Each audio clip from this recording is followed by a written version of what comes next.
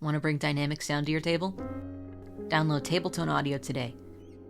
Tabletone is an app that allows GMs to control the atmosphere and audio of their games with a single press of a button. With a constantly growing audio library, Tabletone is 100% AI-free. And you can use code TONE30 to get 30% off your first 3 months. Try Tabletone Audio for free today. Think your lashes have hit their limit? Discover limitless length and full volume with Maybelline Sky High Mascara. The Flex Tower brush bends to volumize and extend every single lash from root to tip. And the lightweight bamboo-infused formula makes lashes feel weightless. Now in 8 bold shades so you can take your lashes to new heights every day. Visit Maybelline.com to shop Sky High Mascara now.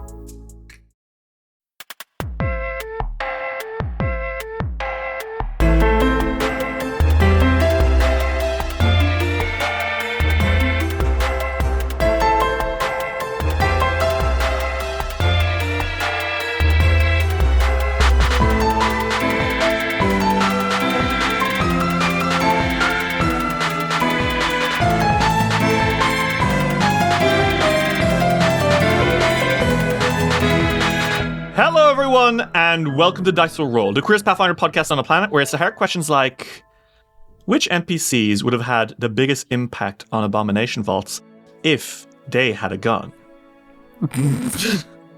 So, Silk Witchhelm was not originally designed with a gun in mind. No, he was not. He was a wizard, and like an old OC of yours, Ritz. Very. And he then- was my first TTRPG OC ever.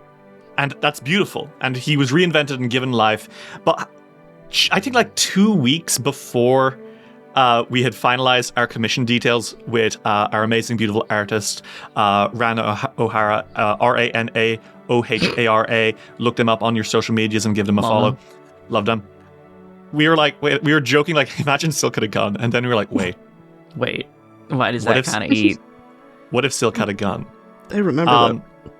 Yeah, Really that's what about happened. It was really funny. It was an epiphany. It was like Ritz and I like, ha ha ha ha, Silk with a gun, ha ha.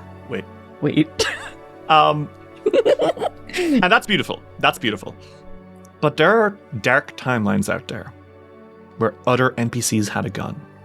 And that I feel that changes the direction of Abomination Vaults entirely.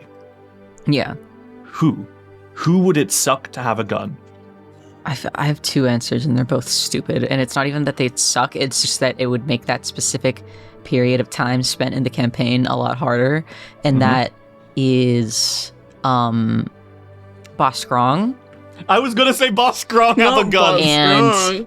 And the elephant that they rented in Absalom.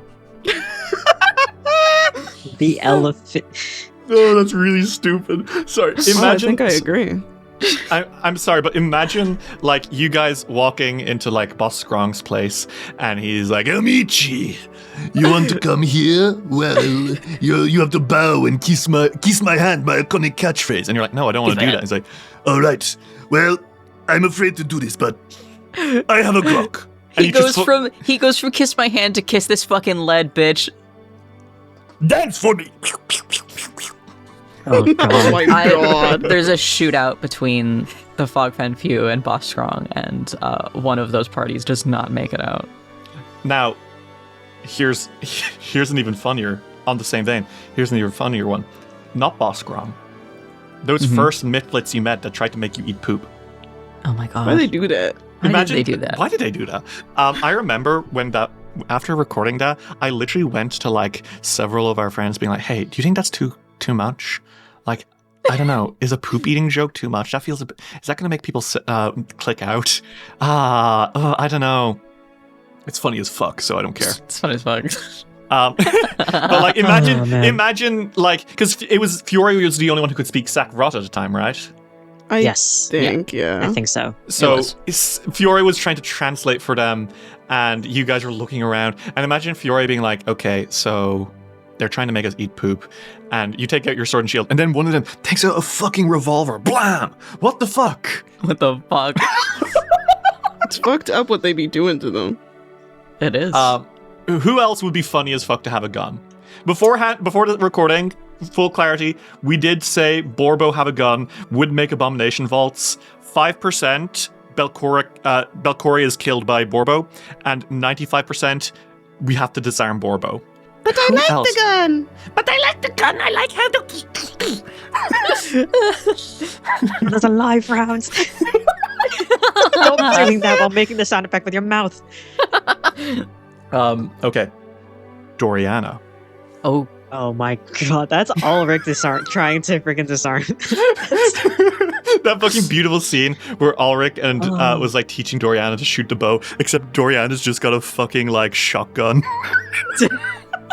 I feel like Dorian is too much of a good girl to be a threat with a gun. Yeah, but like, how would the Miss Motley stuff have gone? Oh, you're right. That's the problem, right? She was under the influence of an evil witch. That would have been bad, yeah. Yeah, Ulrich definitely would have gotten a scar from that. Ulrich gets shot. Oh my god, literally the scene where like you grab the fucking doll and it's got the ruby in it and it's this horrible reveal and Doriana's screaming at you. Doriana swipes under the bed. Here's her desert eagle. She shoots you. This is crazy. What was insane is that her dad was also in that, so I think both of them would not have gone out of that unscathed. No, it would have been that one. I feel would have been grim. That would have been real bad. I think Agona should have had a gun personally. You're right. That's You're true. right. And you're right. That would have been very scary. Because can you imagine? I think that Agona should have had a gun and Egonus, clearly. Clearly. And they should have taken him to Absalom to deal with the college stuff. You're right. Jarek having a gun would have been bad. Jarek? No, I'm gonna tell you now, Jarek is a horrible shot. He can't see shit. And he's so small. Who's he gonna hurt? That's my OC. He is a horrible shot. And it really is not like Jarek wasn't jealous of Silk 2 for his skill.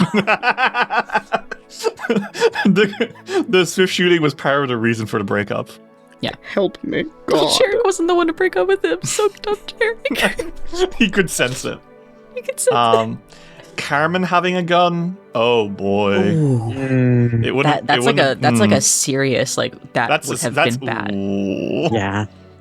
Because he had a magic sword, which was already pretty bad. Mm-hmm. Now, you might think that Vandy having a gun isn't going to cause problems. No, why would that cause problems? Vandy has tried to, has been very angry at Yanya's Mera many times.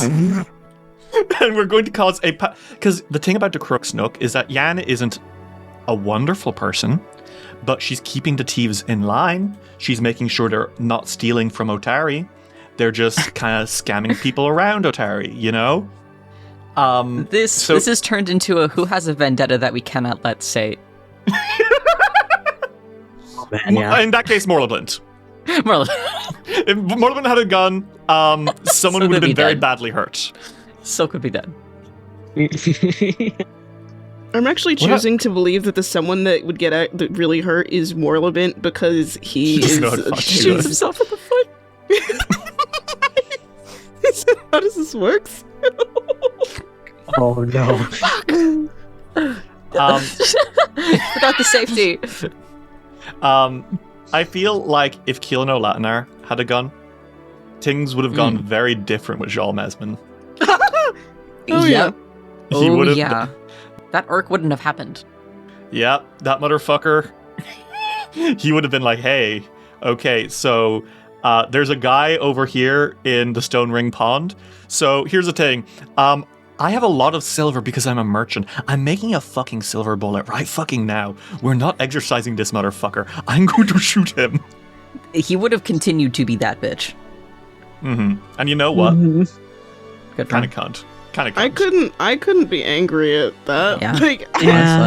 I made the choices that we made. I think were fine, but I don't think I'm not against killing an evil guy. Mm-hmm.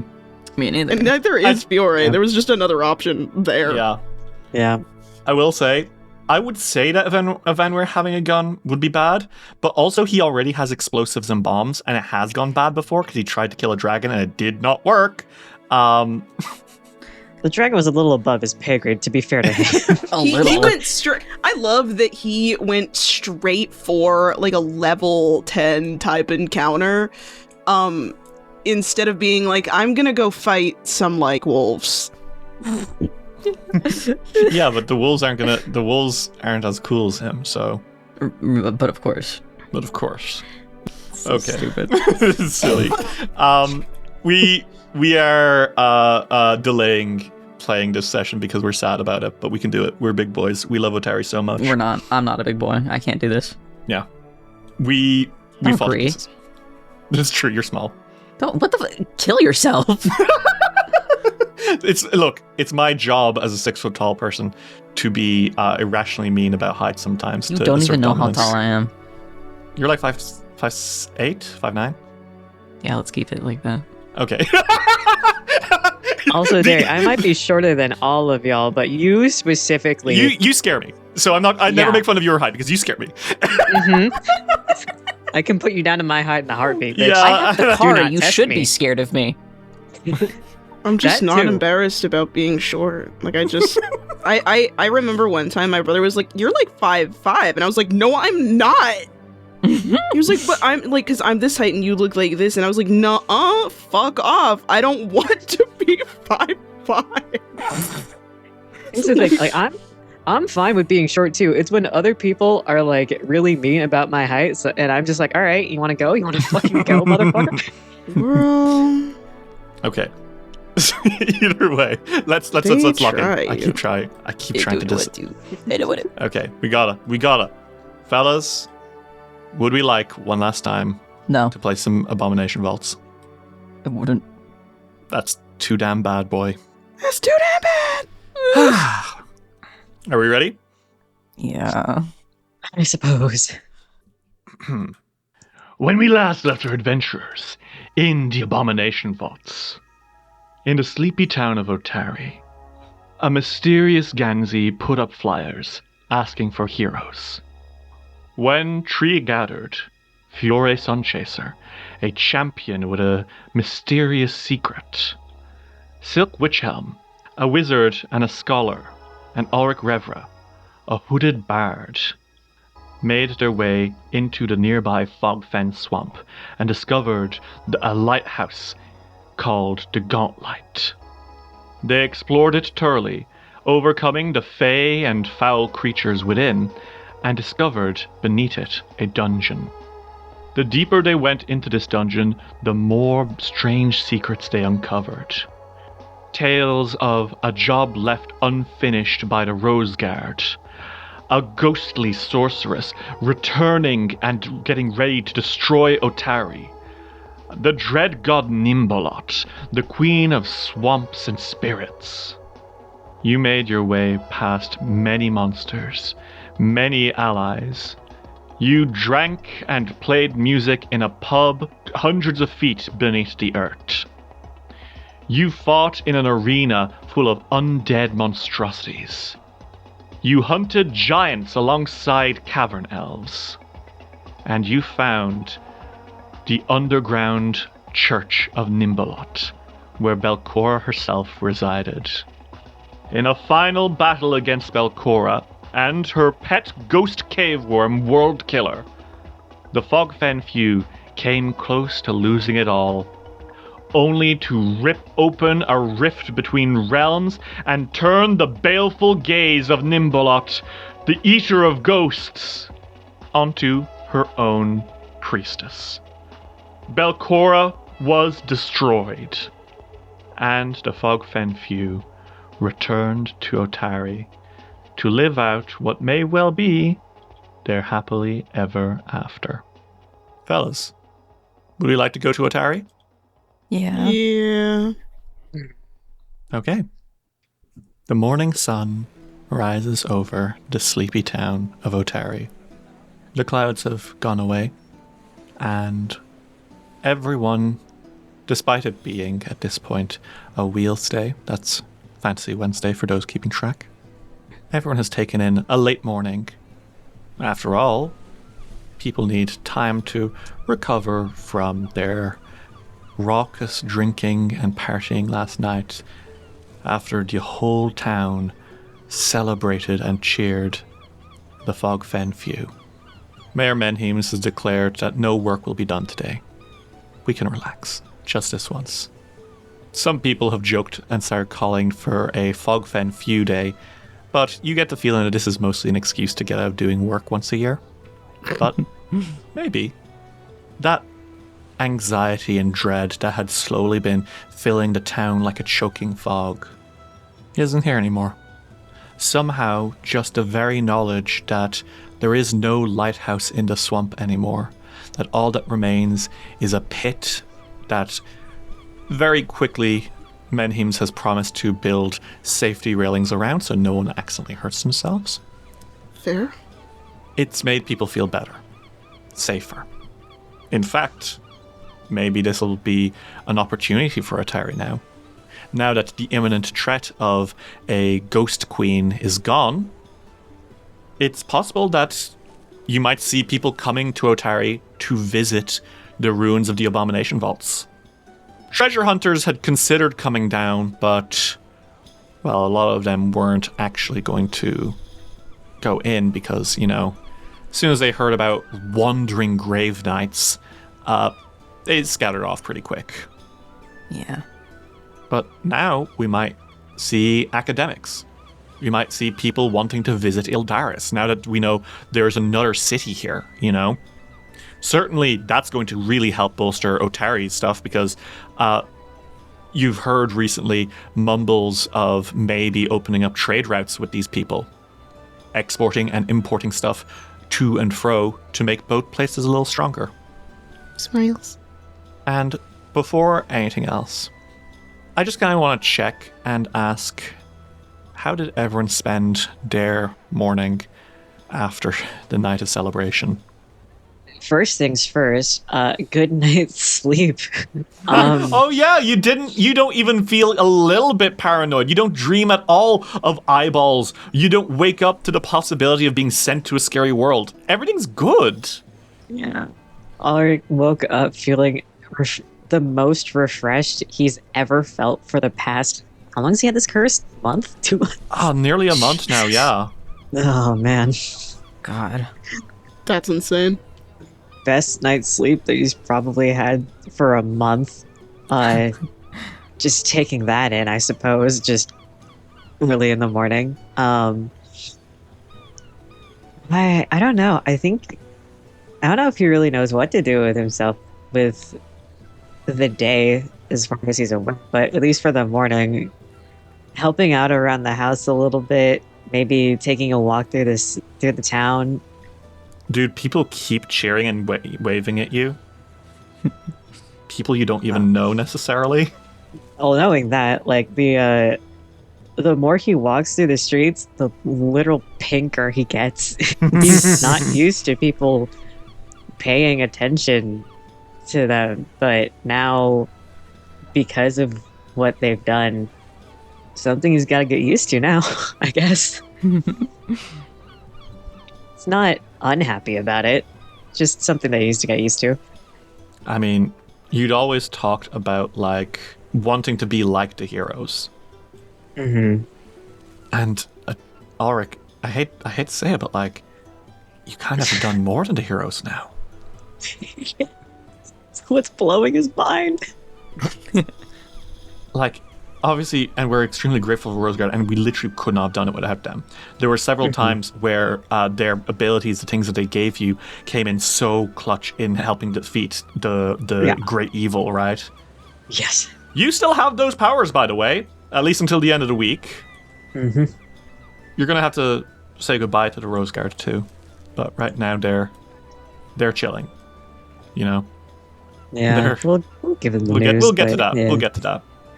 But yeah, Ulrich Revra, hero of Otari.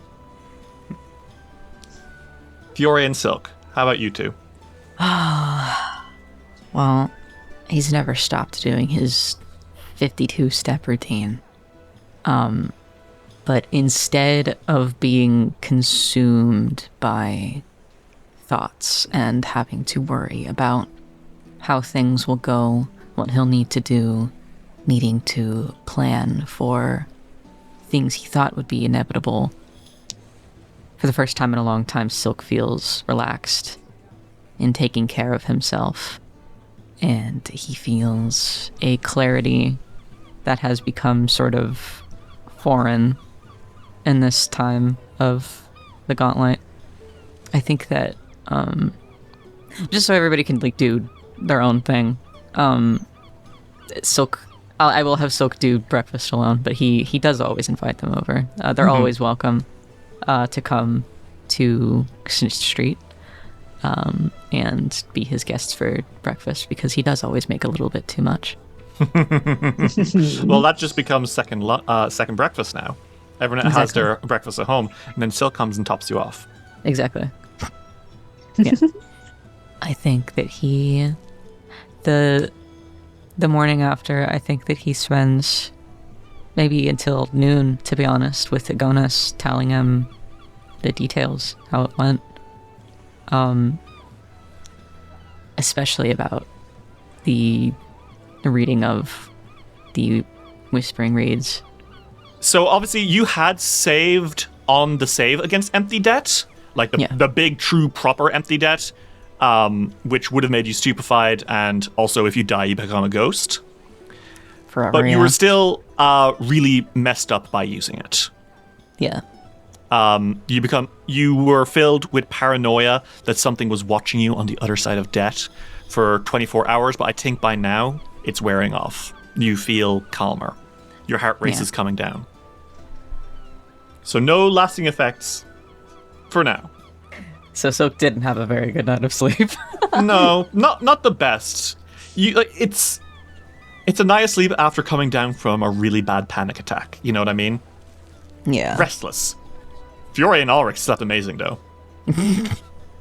Especially poor Ulrich. But Silk, as you're waking up and the morning's going by, you're doing a little better, I think. Yeah.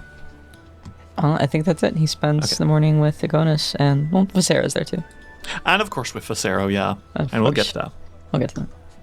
And Fiore, how are you doing the morning after everything happened? I think he sleeps in. I don't think he's had the time or ability to sleep in a couple months, really. And that's okay with him. He's not upset about that. He's had early mornings often, and he is a morning person. But he's been exhausted for a while, and even though he feels rested, I think he lays in bed for a while because he's like, "Oh my god. My legs hurt so bad." And I think he spends a lot of time in bed, and then I think he spends the rest of the morning around his family in the temple. And I mean, with the sunlight coming down through the glass ceiling, for the first time, proper sunlight. It's nice. So, Fiore, a few days have passed where really all you're doing is what you used to do. We see you helping an old man do his shopping. He's too old to carry some of the stuff he's trying to bring back to his grandkids for their birthday, but you very kindly offered to help out. We see you picking up some litter that someone threw down and squinting at and trying to figure out who did this. Come on, guys, be better. We see you helping around, carrying stuff around for Crowsbrook, making a few little deliveries for the Starlight Boutique, you know? But eventually, we see you in the ruins of Gauntlet. A pretty crude fence has been put up around the pit where the lighthouse once stood. A more permanent thing will be coming soon, but, you know, it's not going to happen overnight. And we see you standing there next to Ivanwir Cancilier. And he's kind of looking down into the pit. You see his vertigo kick in for a second, like, ooh. Are you okay? Yeah, he pulls back just a bit, and he's got a few potions around his side and a crossbow, and you can see he's very ready for this. And he's like, I hope we don't have to, like, go down that way, do we? Like, there's other ways to get deeper into the vaults? Are you asking me if we're gonna jump down the hole? I don't know. I don't know what you all do. I don't know how adventuring works. It's my first time. No, we're not gonna jump down the hole. Okay, then how do we get down? there are teleporters, but we're not really going down that deep, and I wanted to show you around. So we're just gonna take he puts in quotes, long way. It's just a couple stairs down. Okay. All right. Yeah, I can do that. I'm cool. Adventuring. Let's go. And don't just shoot it at everything, because we did make friends with some things here, okay? Okay. I'll only shoot if you start, like, waving that sword around. Okay. And Fiore, a little while ago, Evanwer had said that he wanted to go dungeoneering. And now that it's pretty safe, all things considered, you're following up on that offer that you made to him. Mm-hmm. Training slowly but surely he'll never be on your level, really, but to be a little more aware of how to throw a bomb if he needs to, you know? It's a useful skill to have when you live on Galarion, I think. Mm-hmm. It also doesn't help that we now have a huge hole that leads directly to the Darklands, but, you know. That is something that is true, and Fiore has been thinking about this. So, we see you guys making your way down to the servant quarters, maybe? I think so. Sure. I think he does eventually, whenever Vanware's like, I'm tired of walking, he goes, well, then let me show you something pretty cool. And then he teleports him down there. The servant quarters are empty. This is once where the Morlocks reigned, but they only came here because the ghouls kicked them out of the library. Mm-hmm. So this is probably right now, considering the Mitflits are on the first floor, and they're still breeding giant flies and spiders and stuff, and dying stupidly all the time. But the servants' quarters is, I think, genuinely the single most safe floor right now. Mm-hmm. So this is where, if an adventurer wanted to go around in his training wheels, this would be it, you know? Mm-hmm. Yeah. And you guys kind of make your way through. We see, like, some of the places you've been. I think you go into the room where you found that Minotaur, the Minotaur skeleton. Do you remember that? Oh, yes. You make your way through the punishment room, which was one of the first torture chambers you found. And one of the first secret doors as well. The bat that you first saw the footsteps of Otari. At one point, you do see a really big spider, which freaks the fuck out of Evanware, but he managed himself. And as you're going, the torchlight flickering, I think Evanware laughs a little bit and says, "Were you guys this skittish? I can't imagine any of you being startled by just bugs and stuff." Evanware says, unaware that Silk Witch is in the party. Well, I mean, I'm not scared by, like, a big spider, but, I mean, there was a lot of scary stuff down here. I mean, it's safe now, but, I mean, I nearly died a couple times. I mean, I guess, yeah, but, I don't know. You three have a certain je ne sais quoi, you know? You're just built for it. I just like dungeons. I know I'm freaking out over even, like, every single gross thing I see. It's I okay. like it too. It's nice. I promise it's okay to be grossed out by stuff. I'm used to that. Silk is grossed out by a lot of the stuff down here. And it's then that you guys hear a noise. Fiore reflexively goes in front of... he reflexively goes in front of Evanware, like, one hand, like one hand out to, like, shield him a bit. Evanware's eyes widen and he clutched the fucking alchemist fire. And something emerges from the dark. A person, no, their eyes are wide like saucers, their skin mottled, their hair thin. Oh gods, it's some kind of Morlock. Oh. And the Morlock looks at you and, the name escapes me, but I think it might even be one of the Morlocks you met very early on. Maybe the one you interrogated? Do you remember that? Yes. It puts up its hands Fiore as... stops looking. He puts his hands back down.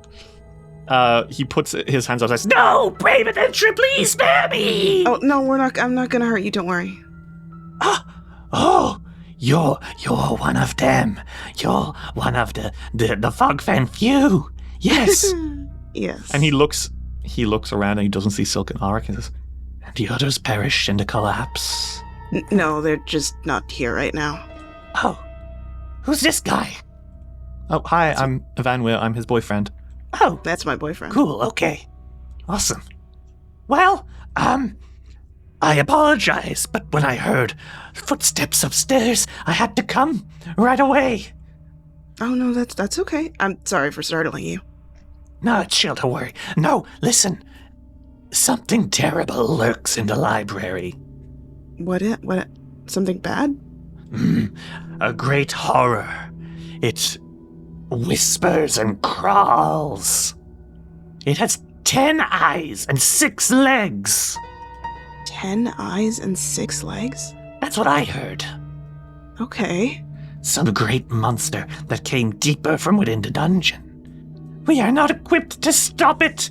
The great evil cult has been, we're trying some new stuff, but none of us are really strong enough to, fight a big scary monster. But it came from the pit. It came from deeper below.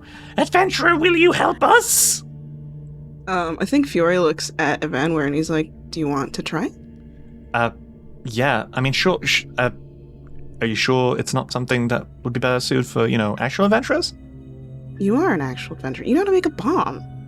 Bombs would be most useful against this thing. Its one weakness is bombs, so I hear. That's a compelling argument. And don't worry, Evanware. If you get hurt, I got you. the Morlock looks up at you, and Evanwar smiles a little sheepishly. Says, "Yeah, sure. Yeah, why not? Let's go look for this monster."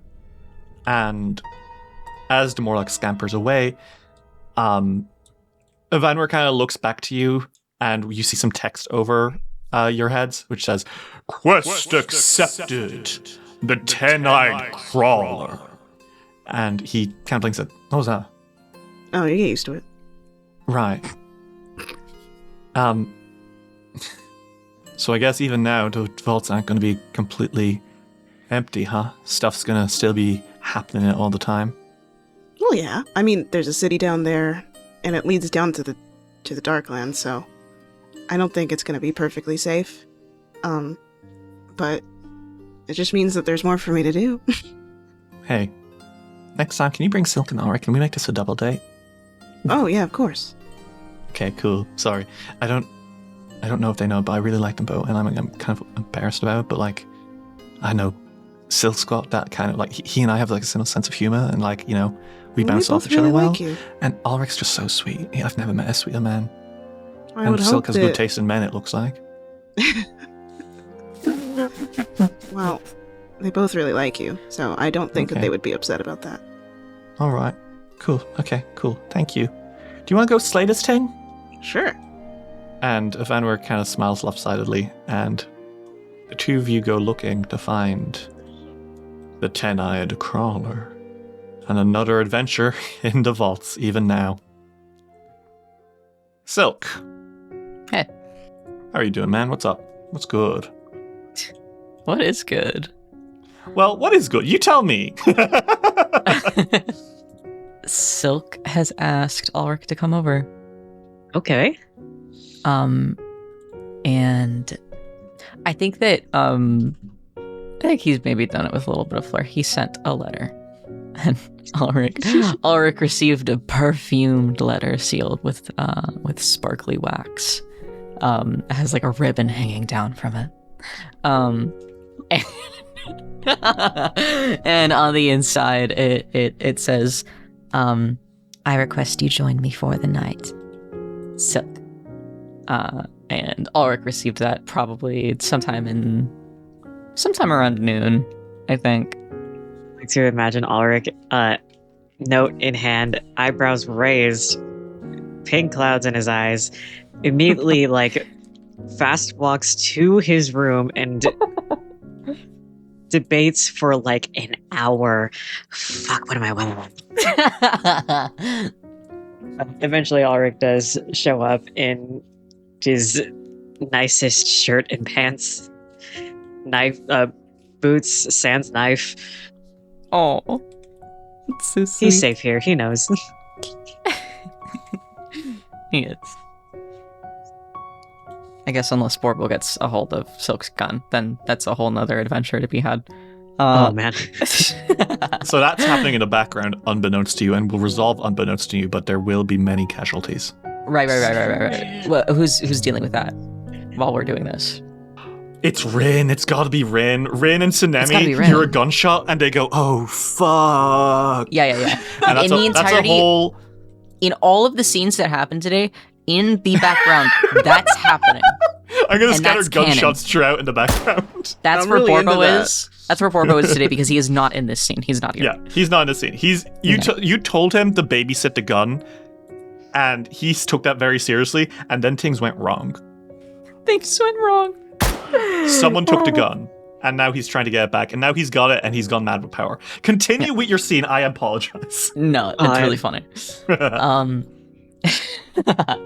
Ulrich arrives, and there to greet him at the door, of course, is Silk. Silk has, I think that his hair is half up. He has no hat on. I don't think he ever really wears a hat inside. The only time he did it was in the dungeon, and that's because it's I'm not going to explain that to you. But he looks a little bit dolled up. And Ulrich definitely caught on that this is Silk asking him for a bit of a stay-in date tonight. And he opens the door to Ulrich, and already he's holding out a hand to welcome him inside and saying, "Ricky, come in." Of course. Still pink from earlier. Then he steps in and gives Silk a very warm smile. And he pulls Ulrich in. He closes the door. And honestly, whenever Silk calls Ulrich over, I think that his favorite place to sit with Ulrich is in the observatory atop the house. I think half of the room is like floor to ceiling windows. And of course there is a telescope that peeks out one of those windows that like kind of opens like a German window, but he walks Ulrich upstairs, and I'm sure it's a bit of an image as he one-handedly leads him up like a little spiral staircase that leads up to the observatory. And there's the usual setup of a teapot with two cups and a few candles. More than a few books are up here. It's not like he didn't clean up, but there's always something of Silk's lying around. And it's still somewhat light outside. And he pulls Ulrich to sit with him. And I think any kind of small talk that they've been having comes to an end. And as they sit together, Silk kind of puts a hand on Ulrich's, and he brings it to rest on his own knee, still with his hand above it. I had a motive to calling you over. I wanted to speak to you. Of course. What's on your mind? Is everything okay? Don't you worry. They're perfect. And I suppose I'd like to keep them perfect, which is why I would like to talk to you, Ulrich. Okay. What's on your mind? I would like to make my intentions with you clear. I'm quite serious about you, Ulrich. His eyes are wide, insanely pink. I'm serious about you too. I mentioned it before that I was here for the long haul. I meant it. And I'm glad for that. To have you return that with me. I had mentioned it to you and Fiore the night before the gauntlet.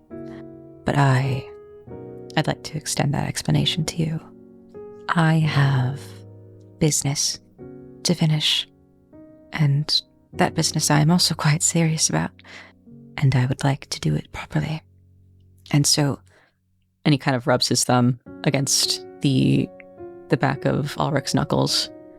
I will be for a time returning to Absalom, but I'll be coming back, and I will be residing in Otari forever if I can help it. He smiles. And since I am so very serious about you, and you seem to be quite serious about me in turn, I would like to very selfishly ask you to wait for me. Ulrich takes both of Silk's hands in his and with a very warm smile says, "No matter how long you took, I'd extend my life to wait 1,000 years for you." Oh my god. And Silk's face flushes a very healthy red. And besides, sure, Absalom's a little ride out, but I have myself a horse. He says I can't visit you. I hope you understand how happy that makes me to hear.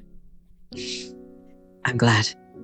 It makes me happy to hear that you want to stay in Otari forever if you could help it. I have found many special things here in Otari, but none quite as dear as you, Ricky. I have something for you. You do? I do. And Silk fetches a little flat box from behind a cushion where they sit. He planted it beforehand. And he slipped one hand out of Ulrich's grip to do so. And he does end up slipping the other in order to present this little flat box. It is maybe about the size of his palm. And it is a nice velvet finish to it that is a deep forest green. In the time that you will be here and I will be there, despite any trips and, well, despite any altercations I have made to your now lovely, lovely clothing, I would like you to have a piece of me. And he opens the box, takes the lid off, and inside of it is a brooch. And it is a golden emblem of a moon. And it's a solid moon, but there is the cutout of a rabbit across it. Myself. Almost like it is a phase of the moon, but it is the shape of the rabbit that cuts it into a crescent.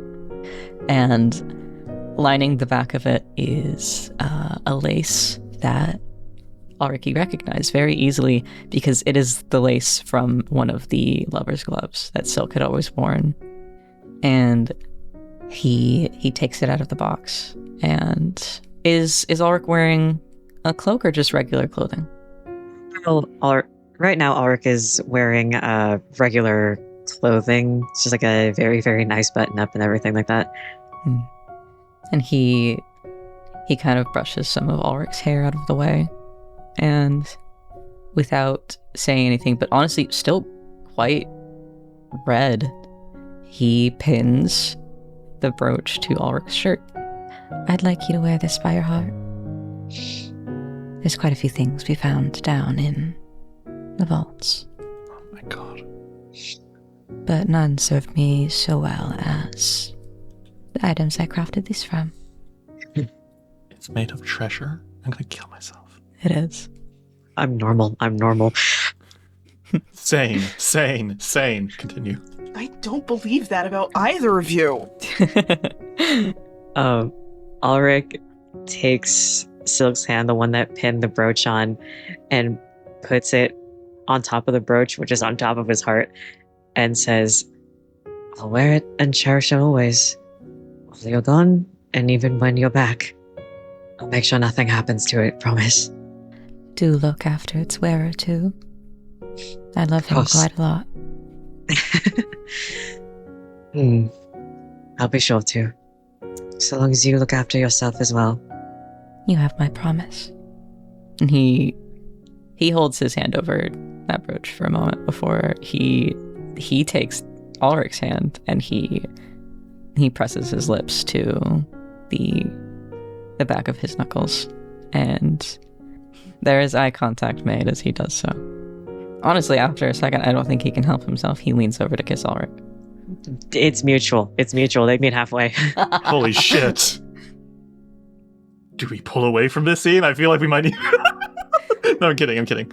That's really No, I think that would be a nice place to cut it, even though that is not where their night ends. I think that they talk more, and I think that they... It feels intrusive to play this, to play anything that happens after. Like, I shouldn't be seeing it. Yeah, no, exactly. It's like, well, this is a moment between those two. Like, us as the players, let's give these guys their privacy, Yeah. I like that. That was really good. That was really good. I've been thinking about that for a long time. Man, I'll kill you. I was killing myself. I think what we are going to move to then is at the very end of the week, we see some figures gathering. And it is indeed in the Otari graveyard. We see 4 coffins. 2 of these have been exhumed. One of them does not contain bone anymore. It's just the ashes that once belonged to Volrajani. But symbolically, Casimir Bonehill made it very clear that it should be coffins. Fair enough. In the others, we have the remains of Zarmavdian, who, as a Netesian, Netis is... I mean, he was a pharaoh. That guy loves tombs. We talked about this before as well. He's not... He likes having bones. I also like having bones. I also like having bones. Freshly removed from the mausoleum of the Menhim's family. Mm-hmm. We have Aesafana. And a new coffin, carefully taken from a grotto under the vaults. Finally, is Otari Ilvashti. The 3 of you stand along with Casimir here. This is otherwise a very quiet and private affair. You lay down a brooch, you lay down a spell book, you lay down a sword, and you lay down a key. It's 5 a.m. Damn. Okay. Well, there's a reason. There's a reason for it. Shit. You were all told to be here at this time because, and again, Bonehill, our favorite exorcist of Pharasma, made it very, very clear it had to be here at this time and now. Mm-hmm. And for the second time in a week, you are atop the cliff overlooking Otari from the graveyard of Pharasma. And Bonehill finishes his prayer, lights a candle, closes his eyes, and waves a hand, and there is a shimmer in the air. And when you blink, there are now 4 more people in this graveyard. Otari, Aesafana, Vol, and Zarmavdian. The Rose Guard appear before you. And I think Otari kind of rolls his shoulder and says, lads, it's so weird. There's not walls everywhere. That's not right. No, it's weird. Sorry about that. No, it's grand. Listen, I was getting a bit cramped in there. I was starting to get cabin fever, I get it. Understandable. And I think Vol heavily pats his shoulder and says, well, you got to be careful with this guy when you put him out in the open. He disappears. He can disappear anywhere. Even if there's nowhere to hide for 100 feet around, he'll find something to duck behind. There was a time that we were fighting against some sort of drake, and that thing, it should have been able to get him, but he was able to hide under a tree stump. I'm not kidding. It was amazing. How the fuck did you do that? I controlled myself. Wasn't that bad. Come on, lads. Oh. I don't know if I'm flexible enough for that. No. Aesafana giggles a little bit and says, Well, we definitely got up to some mischief, didn't we? It was really nice, actually, being able to remember some of them. I don't think I had really thought about some of them. You know, getting old is hard, I suppose, but you know what I like the most about all this? Because it's put me back to being 19. I am spry. Oh, gosh. To hear it. I lived to 92 years old. Let me tell you, I preferred 19. I'm sure. That's fair. And Sir Mavdin kind of rubs his beard and says, yes, well, there comes some wisdom with being older as well. You mustn't discount it. And it's like, all right. And Otari kind of, as he's fucking around, he looks and then his eyes kind of widen. And he steps to the edge of the cliff. And he looks down on the town of Otari. Do you like our little town? Shit. And this is named after me. Rightfully so. Mm-hmm. Fiore points. He points pretty far. He goes, you see that? Not the first bridge. It's the third wooden bridge over that way. Mm-hmm. And that road that goes across it. Mm-hmm. That's Ilvashti Street. His eyes widen, and that is the street that Rin's Wonders is on. And I think his jaw kind of slackens a little bit. And the other members of the Rose Guard come out too, all staring down. Aesafana puts a hand over her mouth and she says, it got so big. How many people live here? Odds. About 1,200 now? Vol, her eyes widen and says, it was barely 200 when we settled down. My God. And she points, that's a Dawnflower Church? Yeah. It's so big. That's where I grew up. Well, I spent most of my young adulthood there. It's got glass. Yeah. I wanted to have glass. It was too expensive at the time. How? It's beautiful. There's a pretty big library in there. And a bunch of and I told you about the other shrines. I think Sir Mavdun laughs and says, it would have been nice to go read through it. I'm sure there have been some interesting books over the last 500 years.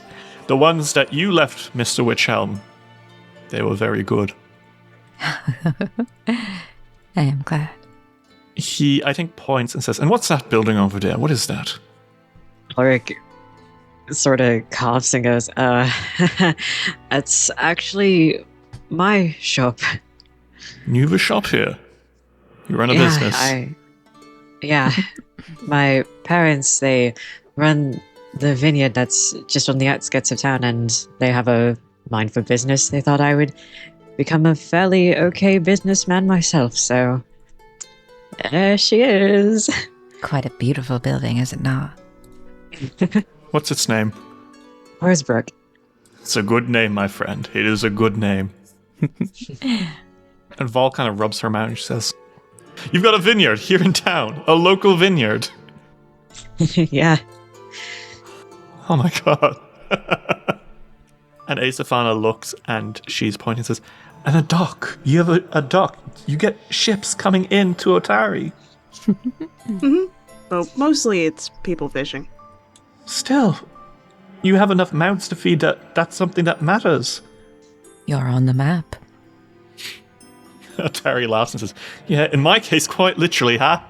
And it feels like it's just gonna get bigger from here. Mm-hmm. Otari is a little teary-eyed as he looks down. And he kind of exhales and says, gods, I could have never known. I could have passed on and never known that this existed, that you didn't forget me. I'm sorry, I'm good, I'm glad, lads, sorry. Oh. And I think the Rose Guard come around and, there's hands on patting his back, and like Aesafana hugs up to him, side hug, and lays her head against his shoulder. And she shakes her head and says, our lives went on, but we could never leave you behind. You're the Seahawk. We would never be able to adventure without you. Living in a town named after you was the best thing we could do. And then you see why the funeral was at 5 a.m. Because slowly the sun is rising. And as the morning sun is touching down, the most peculiar of magic effects, for just a moment, you do not see the green-blue translucent ghosts or phantoms. You see people. You see Volrajani in her black rose-teamed armor. You see Zarmavdian in his beautiful purp silken robes and his stupid little glasses and hat. You say Aesafana Menhims, and she has Doriana's eyes. And you see Otari, and he is not the mangy ghost covered in flea bites and sickness that you saw. The man who survived 2 days in the dungeon before passing on. It's the rogue, the rapscallion, the man this town is named after. God, he was 21 years old. We spent so much time thinking about Belcorra and how she was so young, but so were the Rose Guard. Otari was basically a kid. And I know 500 years have passed, and people in the past being 21 was already a feat of its own, but each of you is older than Otari was when he passed away. And as the sun is rising, you can already see that they're starting to fade. Aesafana turns, I think, to you, Ulrich, and says, "And you'll be sure that this town stays safe, right? I know it goes without saying, but it would mean a lot to me to know that the Fogfen Few will take care of Otari just like the Rose God did." We'll always be under our protection. This place is my home. I would do anything for it. Thank you. My love will always be here. She inhales and exhales and says, "Good. That's good. Thank you. I'm grateful that Osif and Doriana were able to visit me a few times. It's good to know that my descendants are good people too." Your tree is quite strong. Vol comes up and she places a physical hand on your shoulder, Fiore. And she says, "You tree, I don't even know what to say. I hope that you don't forget us. And I know, of course you won't. How could you? We're that amazing, but I hope you remember the small things. I hope you remember the way Aesafana's eyes sparkle when she laughs. I hope you remember how grumpy Zarmavdian gets when he gets something wrong. I hope you remember me being a stupid loudmouth. I hope you remember everything about Otari. Keep those stories alive for us, okay?" Okay. We'll never forget. And we'll make sure the town never forgets either. Nor anybody outside. I'm not gonna forget any of that. And I'll keep taking care of the temple. And you make sure you use that sword. No matter what your mama says, you use that goddamn sword. It was made of pure niddly steel. Oh boy. She was not happy to hear that. Well, I have seniority. I think you might. I think you might. Thank you. And I think then Zarmavdian steps forward and he puts a hand. I think he puts his hands behind his back as he just continues enjoying the view. "You know the one thing I had wanted in Otari? Mm-hmm. I had wanted a wizard school. Is that right? I think there ought to be a place for the misfits, no? That is an idea. Would you consider it one day? Not today, not tomorrow, but someday." Sulk smiles. I have quite a bit of time. You didn't find the treasure I left coded in my book, did you? The treasure? Zarmavdian's gold. What? Go look for it, boy. And I think Aesafana comes over and says, "Are you messing with him now?" "No. It's real. It's out there." Among which of your pages of chicken scratch? Excuse me. I think a grin comes up to his face, but he's a little teary-eyed too. Damn. I will look. I guess you'll just have to read it many times over to make sure. Well, I still have it with me. Yes, I will. I will be returning our work to the College of Mysteries. Ah, to hell with them. Give them a copy. Keep it. It's your book now. Now that's an idea. At this point, you could also tell your mother seniority. Yeah, exactly. And then Otari steps forward, and I think he just looks at you three and pulls you all into a big hug. Oh my. And you can feel it as his arms are around you. And he pulls back and looks at you and kind of smiles and says, I'm a man who's had too many second chances. I was a criminal, and I hurt people, and the Rose Guard gave me a second chance. And now you've given me a second chance. Instead of rotting away in the dungeon, I'm getting to go away. Go home. I don't think there's such a thing as too many second chances. Well, of course you would. You're a champion of Sarenrae. You've got Vol's God on you. Maybe. But I appreciate it nonetheless. Oh, you stupid fluffy-haired bastard! Come here. He pulls you into another hug. It's one of those tugs where he picks you up a little bit, you know? Oh my god. He's not used to that.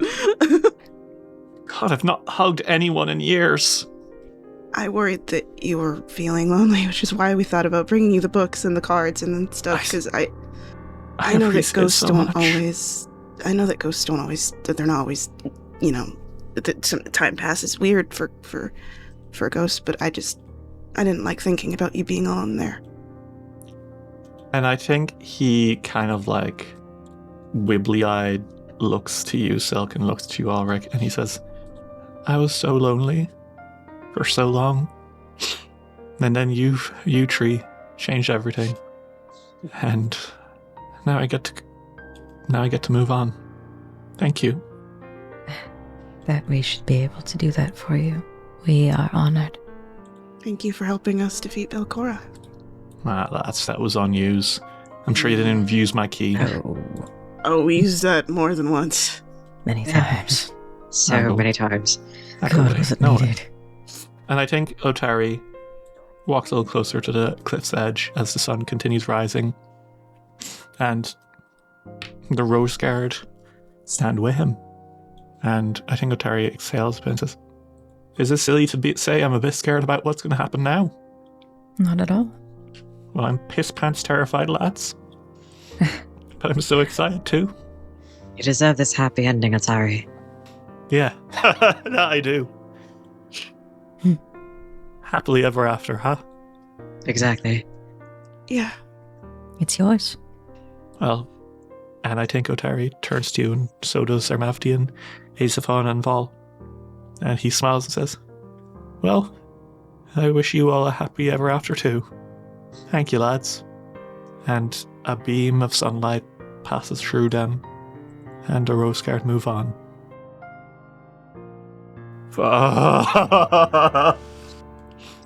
I'm good, I'm normal, I'm good. You're so good. I can hear it in your voice. No. Oh, Gucci. No. Yes. I'm fine. I'm fine. You're I'm a so big boy.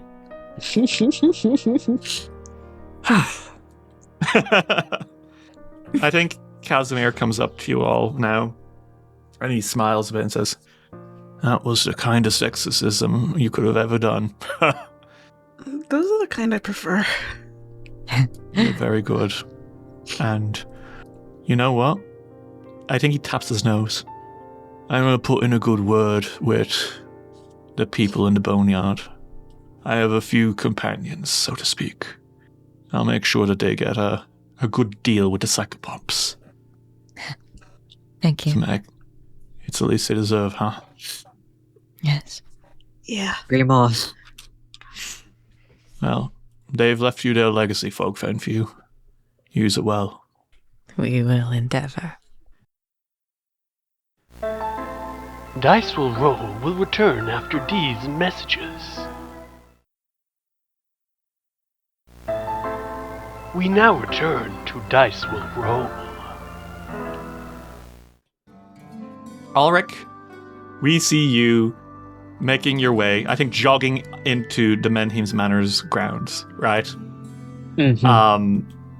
And it's later in the day, I think, after the funeral, as it were. You come in.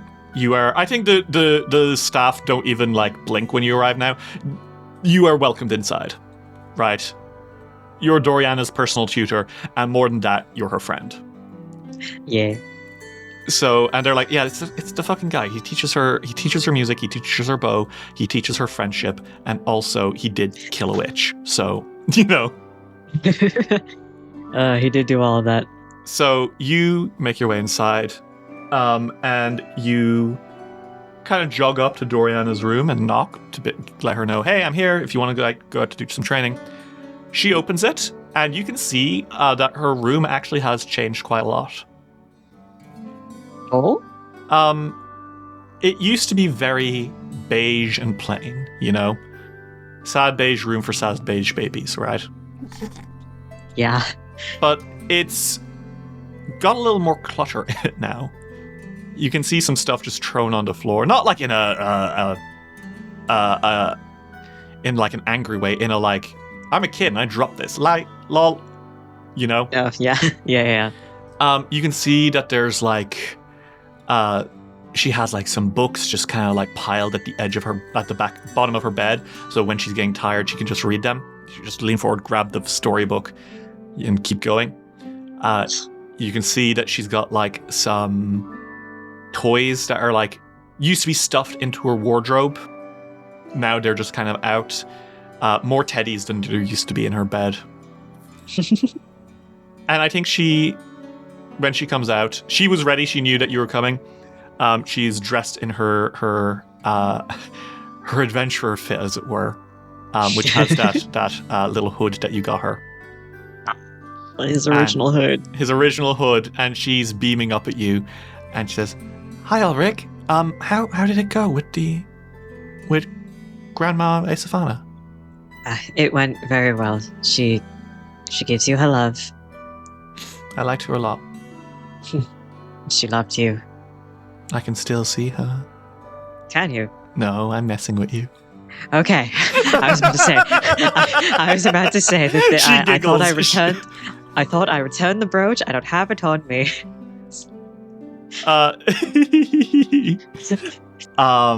She beams a little bit, and she says, "Are we still okay to do training though today? I'm really looking forward to it. But if you need to rest, that's okay."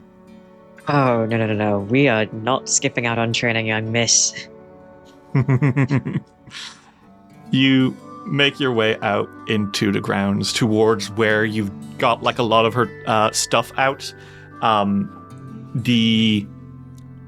lot of the training regalia, as it were. You have like some dummies, you have a few targets. She's definitely been happier since she started doing this. If even only as exercise, having something that she can physically do seems to have been making her quite happy, right? Yeah. And she picks up a short bow, and, you know, it's one made specifically for her size, and she takes up an arrow, and she shoots and misses, and she exhales and says, "This really would be a lot easier if I was allowed to use my spells to just cast True Strike." Well, believe me, I understand, I know. But sometimes you do run out of those spell slots. Yeah, but... She tries again, and this time she hits it, not dead on, but hits it well enough, you know? And any protest that she should be allowed to use her magic here fade, because she's like, okay. See, you're getting better. And she kind of smiles, and you two keep exercising, but as you're, you know, doing this training, she eventually kind of like looks up to you and says, "So now what?"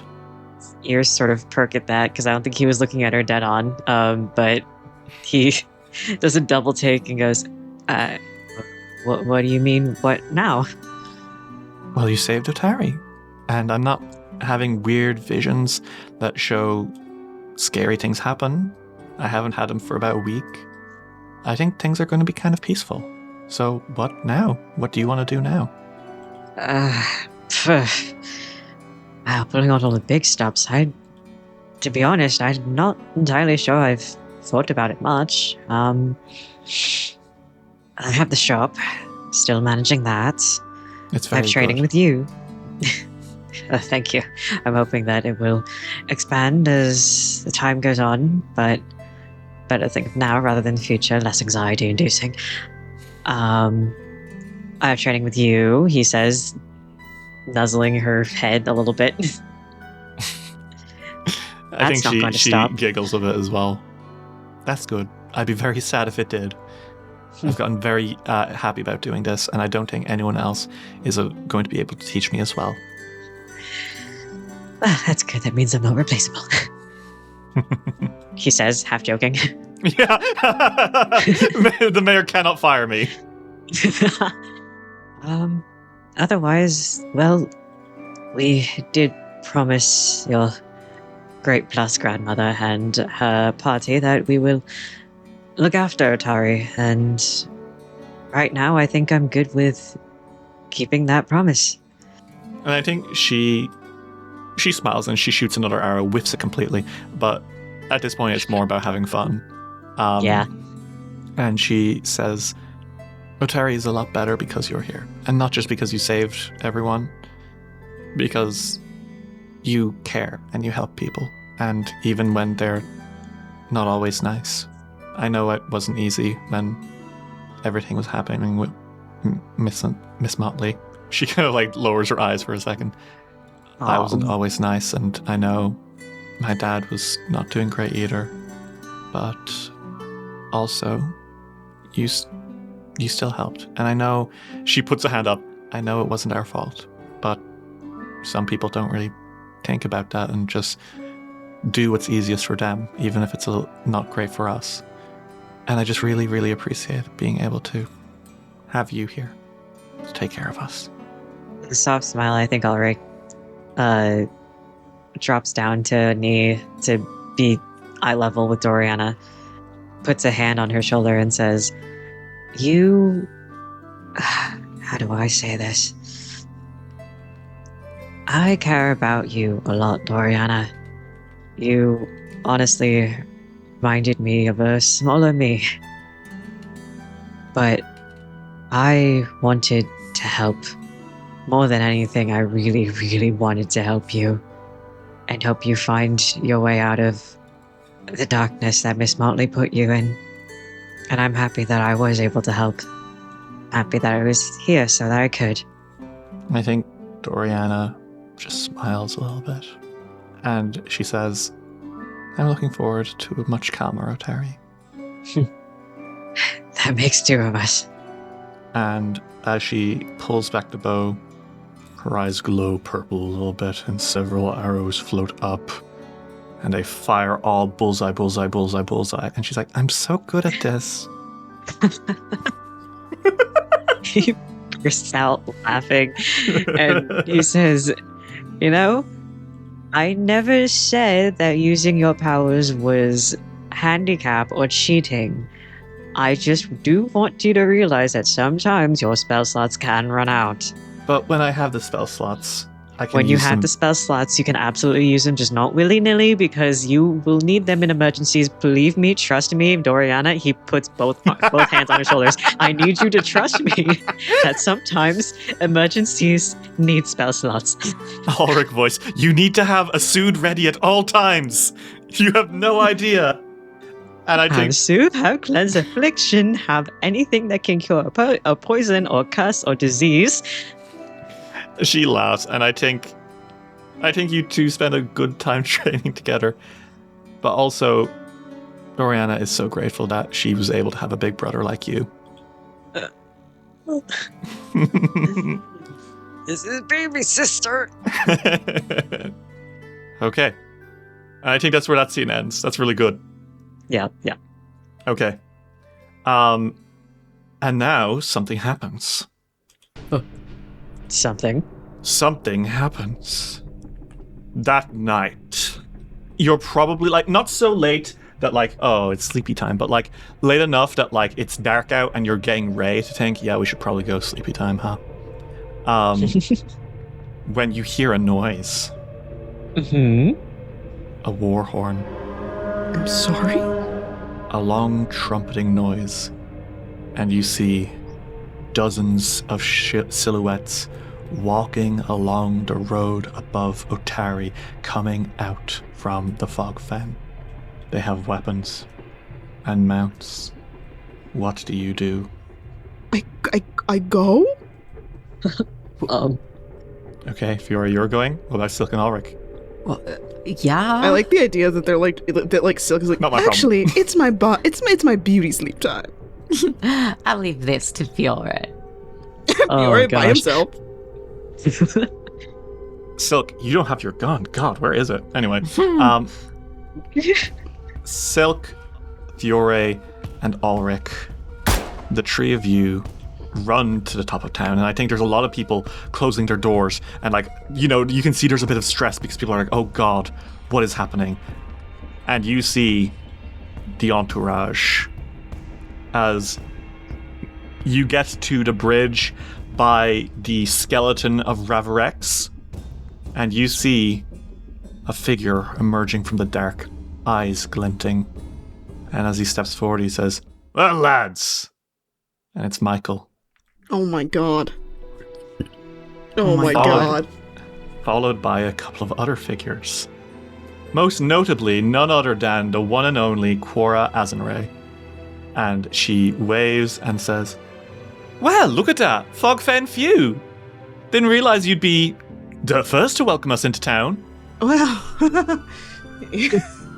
We we had everything behind you and sprung. So Yeah, When sorry one about that. makes such a spectacle. Well, the horn, okay, look.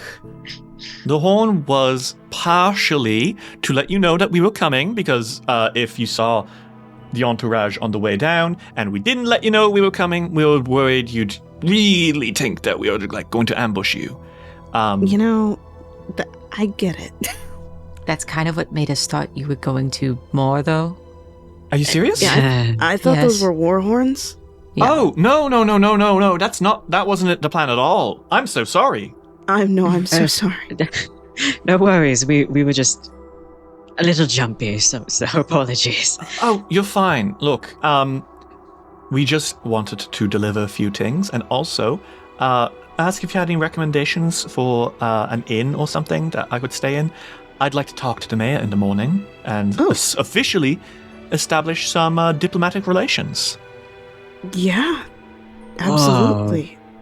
Well, look, you are our closest neighbor. We've never had a closest neighbor before, at least not one who was, Friendly?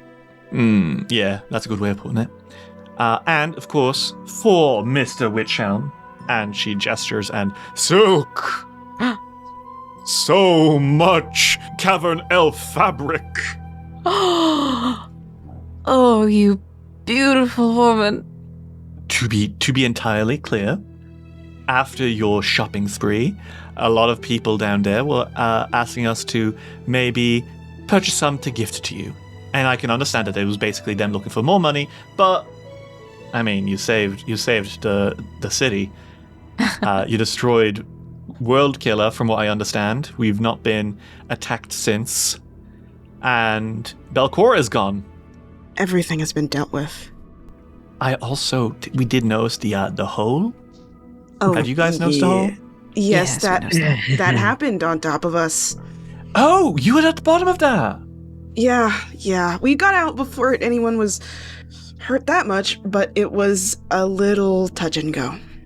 Okay, well, first off, take fabrics. Second off, Thank if you you. have an in recommendation. Third off, we have another delivery for you. What is it?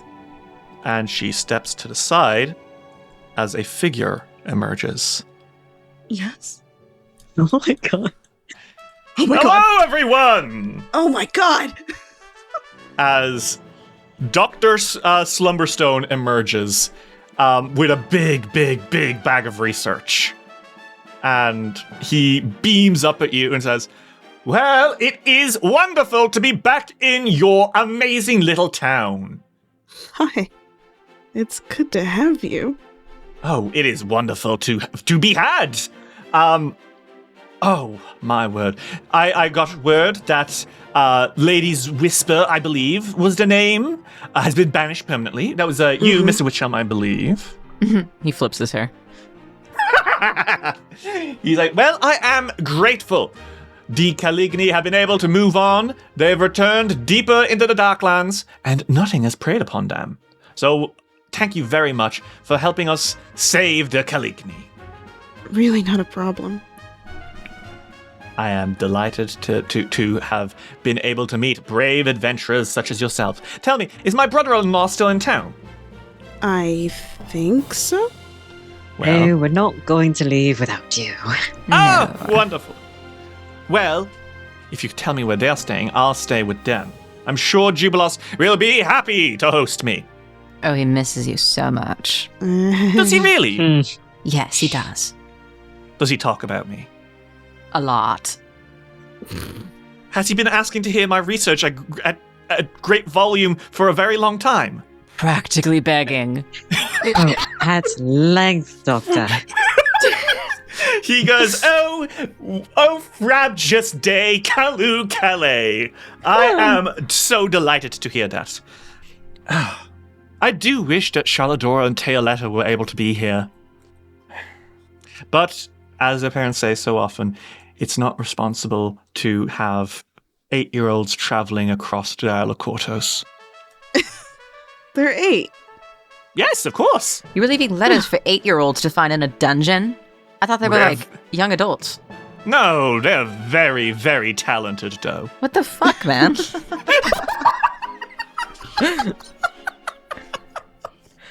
They're like dangerous things in the areas you left those in. Well, I didn't... Look, I was willing to wait several years for them.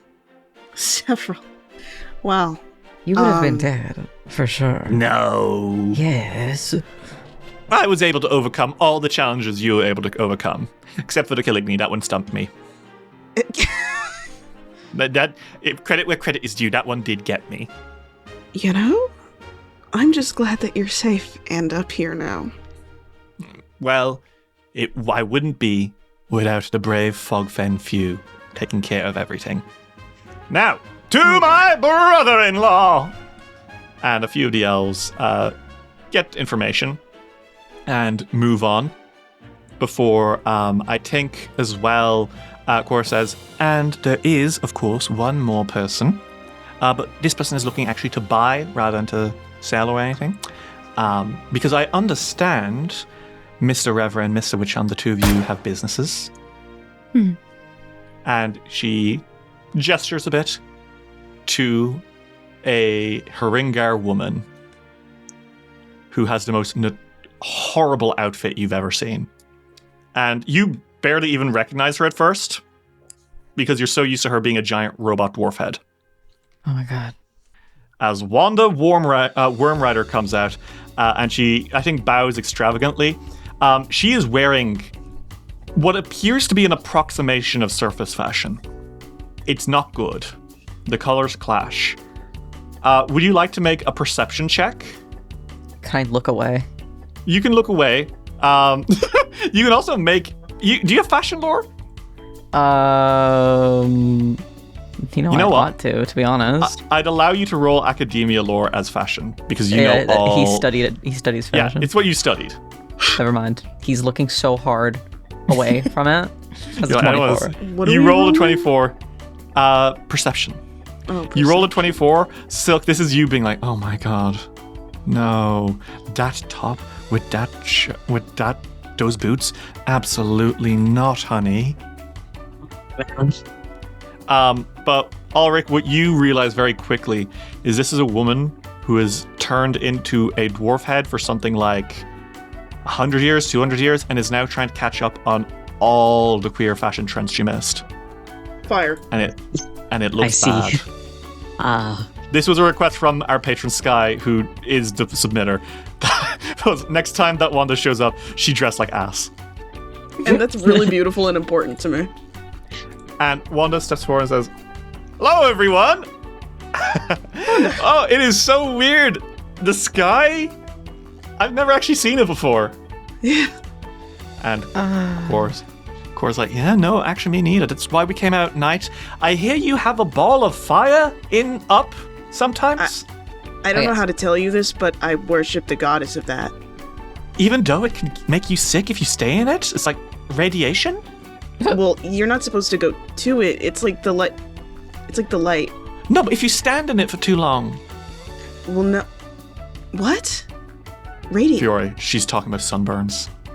Oh, he's like, like a sunburn?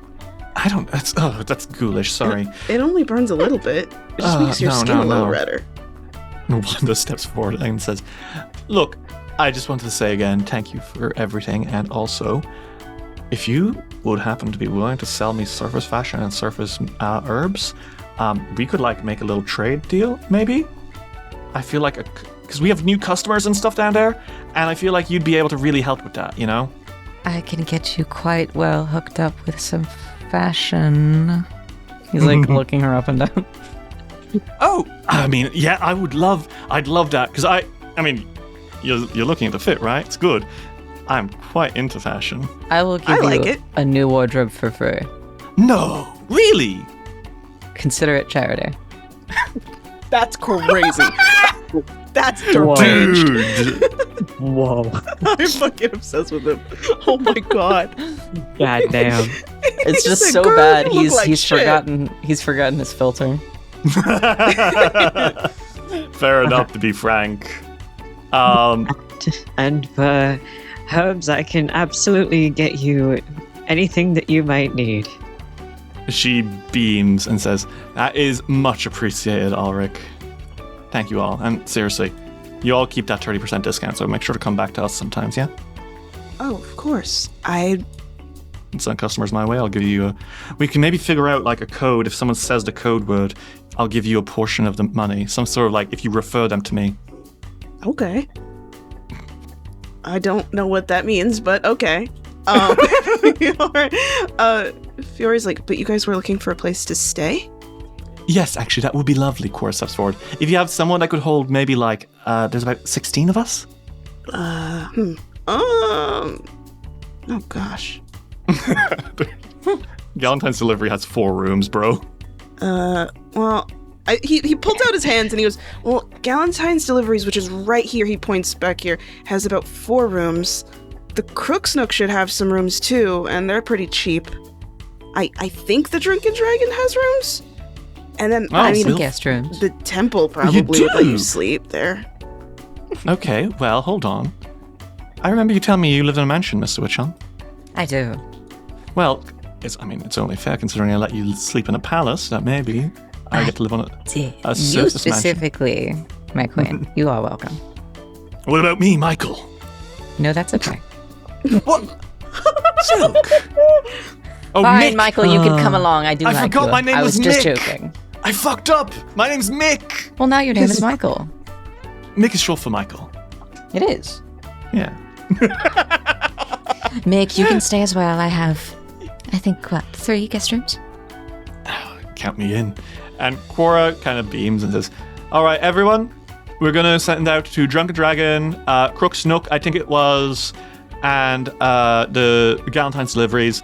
I and myself, Mick, and we'll take Wanda. We'll maybe take you, Silk, if that's all right. And Of course. Mr. Sunchaser, did you say the temple would be all right? Always. Okay. Well, any overspill? If there's no one left, Mr. Sunchaser will get you a rest in the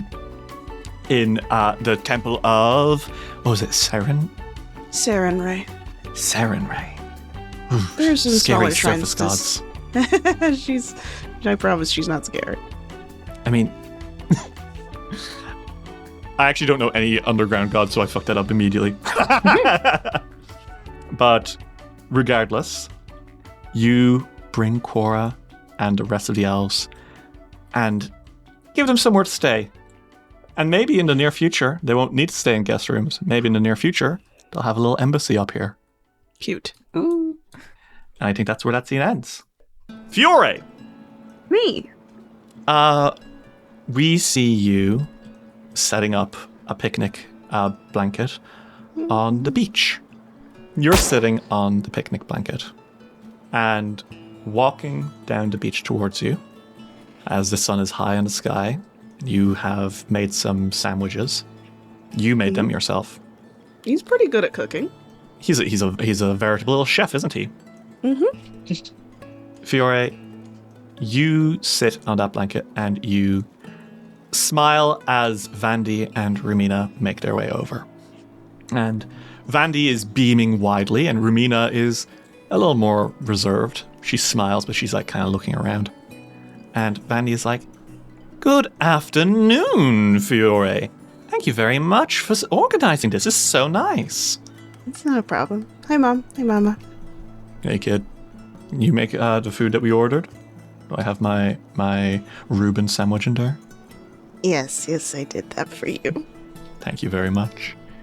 And Vandy sits down and she kind of looks at the little plates that you've set out and says, "Oh, is Evanware joining us?" No, he's got work. And I think Vandy blinks and Rumina looks away, and then you hear a, "Well, that's a surprise."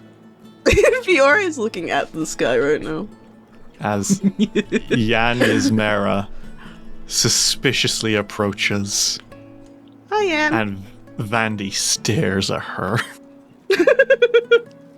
And Yan is like, "So this is interesting. I was asked to meet with Fiore to talk about business, and yet what I see here is a family picnic. Did you get the date wrong, Fiore? Should I leave?" Fiore scratches where there was a sunburn earlier, and he's like, "No."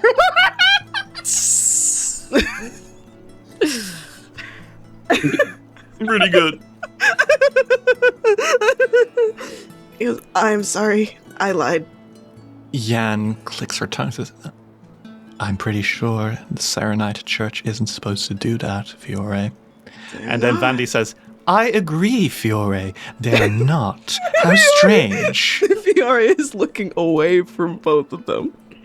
And Rumina folds her arms and says, "Well, since the sandwiches are already made, I guess we should just try, huh?" Wow, what an actor. Fiore. Fiore goes, "I agree." Rumina sits down next to you and joyously takes a Reuben sandwich. And Vandy stares, and Yan stares. But then they look at you and they both quietly sit. You've made them their favorite sandwiches, and they cannot say no. They can't say no to this shining, sparkling face. Things are a little awkward at the start, but I think eventually Yan kind of speaks and says, "So, I hear we have visitors from Ildaris." Oh, yeah, I mean, I'd been down there with Silk and Ulrich, but basically since I found out that they were there, I had thought about, I wanted them to be able to come up here and for maybe us to send people down there at some point, because they're a big city and they're just down. Yan is about to say something when Vandy kind of huffily goes, "I wonder if the local thieves will treat them like they're people from Absalom or people from Otari. I would hate to see our relationship ruined because of some crime." And Yan goes, "Well, thankfully, we've already thought about that, and we agree." "We? So you admit it. I don't know what you're talking about." But I think Ruina excels and says, "Hey, I mean, it's impressive, right? A whole mega dungeon. We were lucky when we got through one that had 3 floors. And I think Vandy's face softens for a moment and says, "Yeah, do you remember the time that we entered into that one sealed off tomb of some, what was it? With the constructs, do you remember, Primina?" "There's constructs in a lot of dungeons, dearest." And then Yan says, "It was the Divine Wardens. They were servitors of Shellen once upon a time, but they'd been cursed." And I think Andy sends Yan a glance and says, Yes, I think that was right. Don't you remember, Rumina, with There was that pit with the snakes in it. Ugh. And Rumina considers lying to prompt them to talk more, but says, no, of course I do remember, yes.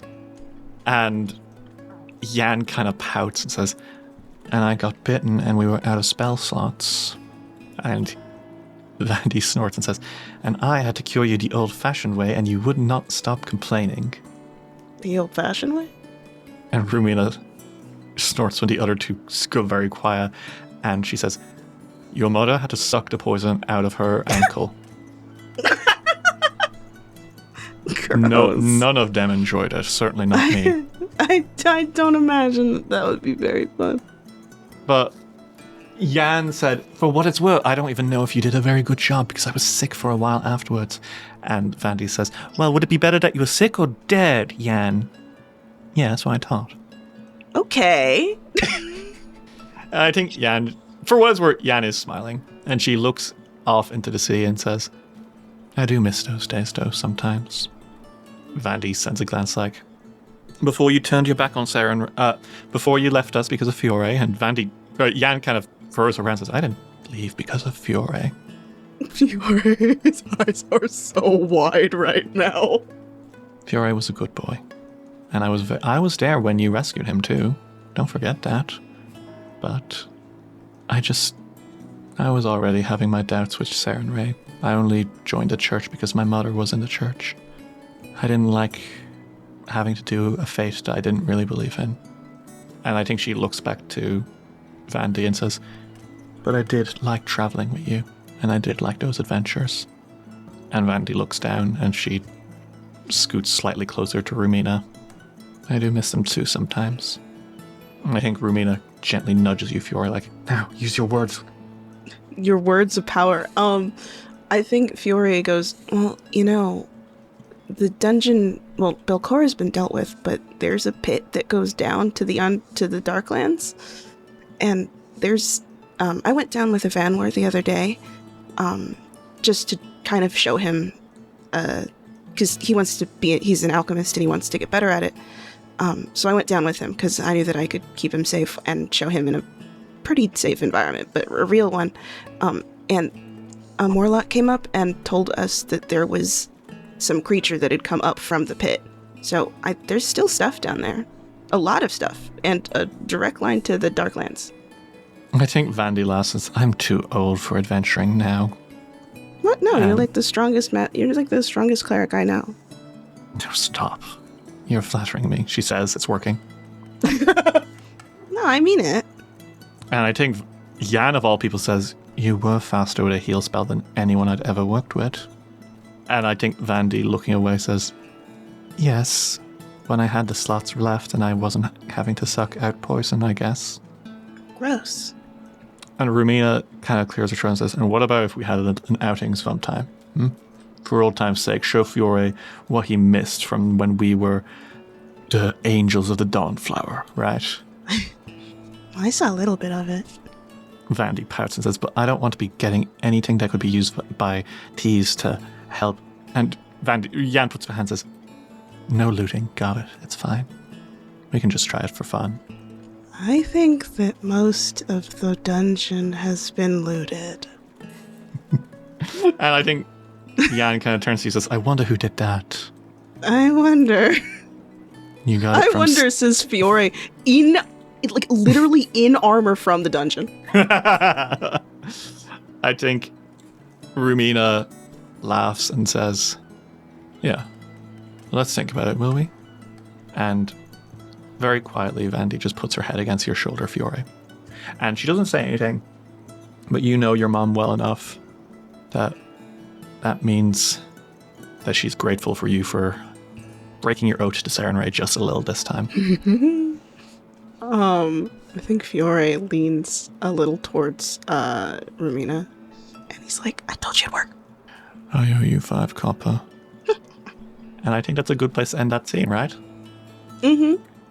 Okay.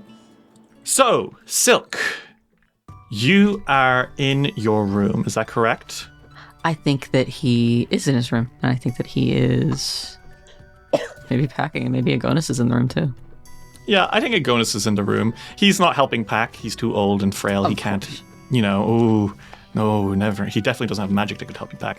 But he is Little dickhead. sitting and watching as you go and kind of making conversation. When Borbo kind of scutters in and he says, Master Silk, Yes, my love. there's someone at the door asking for you. Oh, already? Early. Okay. And he closes the little one of 3 of the matching suitcases he's taking. only 3? And- That's a lot of I take it back. 1 of 6. There we go. That's more like it. I was like, Silk. It's like you're fasting. Those are only the matching ones. It's the only reason it's Alright. not 7 is because he's not taking the hat box. Of course. Wow, that is a lot of he is being reserved here. Wow. Yes, of course. One has to be to travel light and to be what's the word? One has to be humble when going to study. Okay. He closes one of the suitcases, and he. I think Facero is in here too, right? That makes sense. Facero would be helping pack, Yeah, sure. and I think they kind of like look at you and says, "By the way, can I come too? I think it'd make sense if I went with, just so I traveled with you." Oh, I thought you understood psychically that you already were coming with me. I don't know. They look down, a little embarrassed nearly. So comes up to them and he pinches both their cheeks and he's like, I wouldn't leave my little baby behind. If nothing else, I just don't want to, I'm not used to traveling alone. You know you never have to again. Your big brother's always here. That's nice. That does make me feel a little better. I'm going to miss Otari anyway. Go get the door. I'm sorry I'm holding you up. Don't you worry. Whoever they sent can wait, I'm sure. They did arrive early anyways. You hear you hear the knocking on the door and it's fucking loud. Like you're like, what, a story up? The fact that you can hear it now, you're like, damn. Okay, bitch. Jeez, perhaps they cannot. I'll help. Perhaps they I'll sent do the somebody rest of older. the I'll do the rest of the packing, okay? Thank you, sweetheart. and he kind of very gently pats Facero's cheek before skipping past Igonis and heading down the stairs. He's like holding his skirt up as he goes. Like in an old movie. Like in an old movie. And he opens the door. And when you open the door, at first you don't think there's anyone there because you open the door and you do not see like someone looking back at you until you look downwards to someone shorter than you. Let's say, about half your size. That would be correct. As you look down at none other than Jarek Riverspell. Their messy orange hair kind of blowing in the wind a little bit. As he stands with his hands on his hips, kind of looking up at you and says, God, you take forever to answer the door, dude.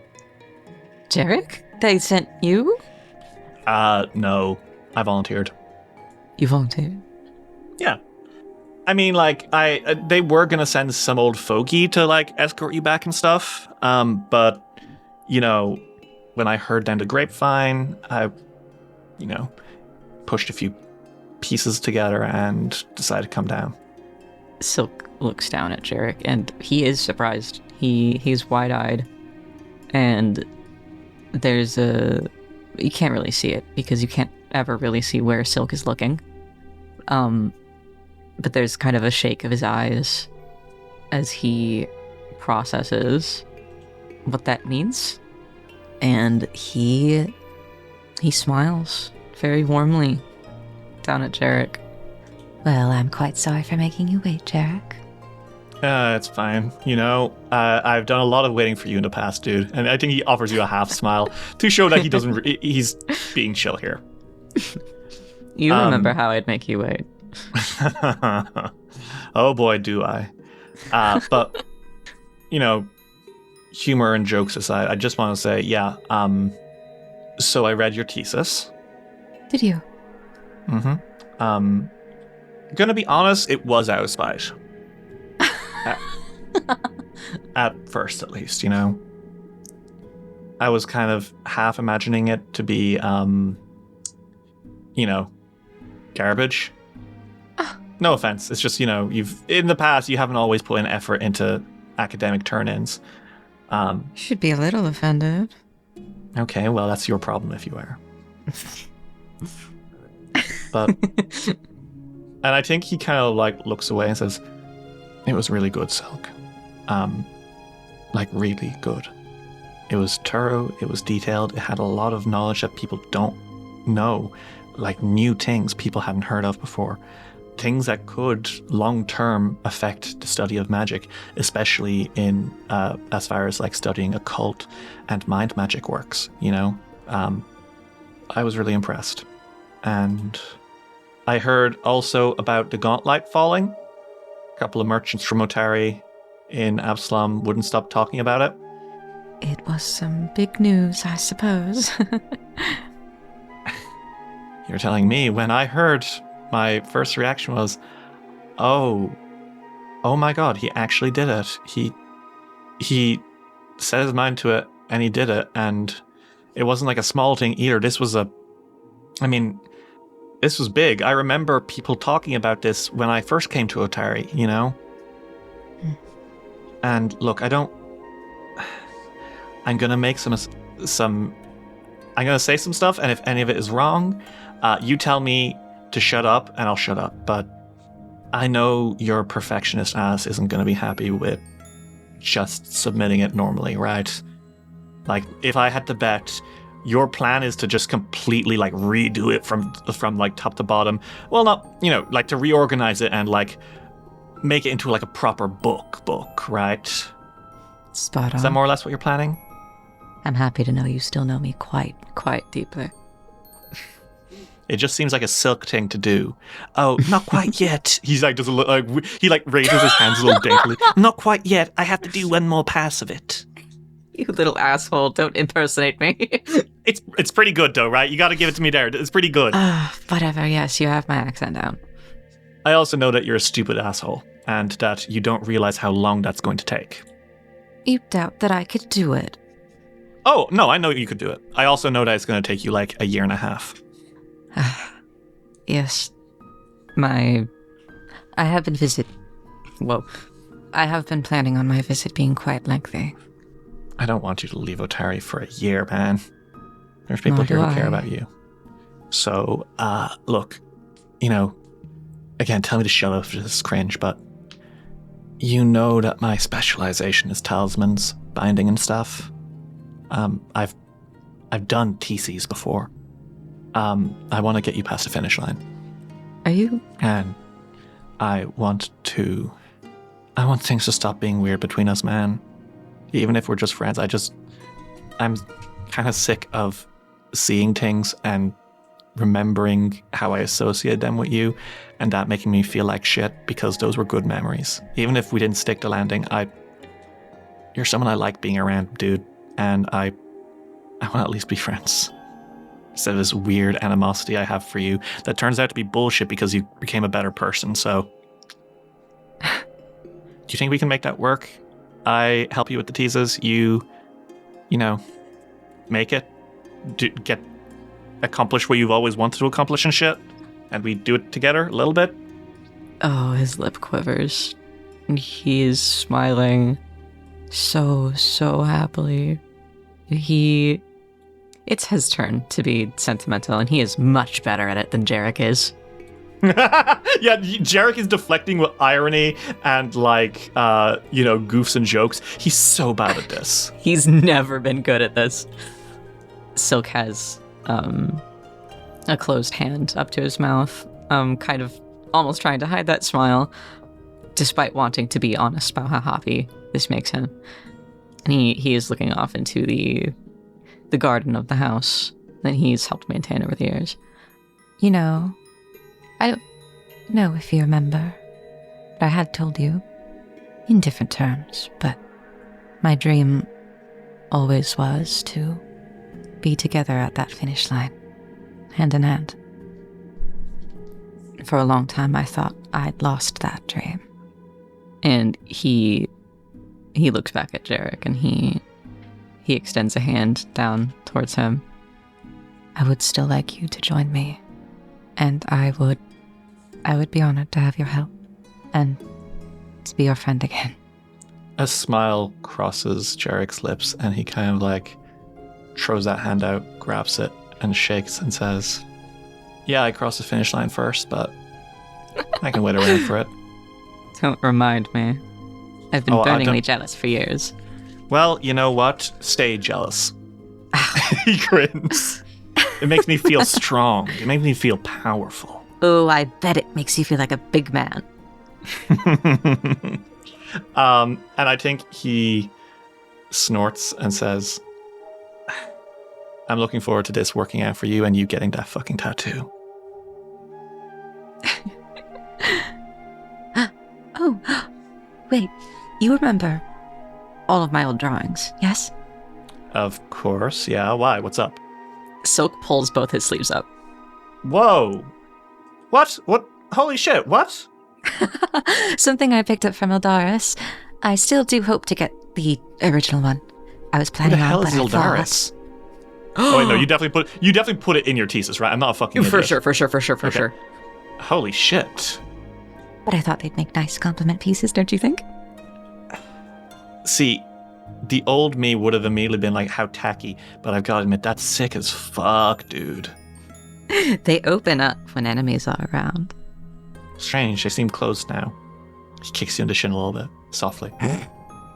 He fucking kicks him back softly, and he snorts and says, "You done packing yet, or what?" Oh, no, you're going to come help me. And Silk pulls Jarek into the house. God, leave it to Silk Witch Elm to literally leave packing for the last day. You love me. I love you, asshole. I love you too, jerk. And reigniting that friendship, and forgiving you for past arguments, Jarek comes in and helps. And I will say, he definitely goes and visits Ulrich at one point, and he buys so much stuff from Crowsbrook. He's like, "Holy shit! All these herbs, dude! Some of this stuff is so goddamn rare." I had a stockpile and I enjoy gardening. I don't know what to tell you, man. He buys a sizable amount, Ulrich. You leave with a much, much more full register today. Yeah, and then he's like, I need to stockpile my inventory now. Silk, how does the next wild look? Well, that day, Silk does get on the wagon to Absalom, and he makes his rounds. He visits Morlabent, his delightful husband. He goes to visit with San to leave her plans for while he is gone, and quite a few of his patterns that he saves just for himself. A lot of them are very secret. Silk is quite protective of them, so it is a large show of trust to do so. And of course, he says his goodbyes for now to Fiora and Ulrich. And something I would like Silk to say out loud to Fiora. Oh yeah? That Okay. I think about a lot. Uh-huh.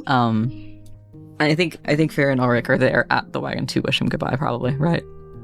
Absolutely. Yeah.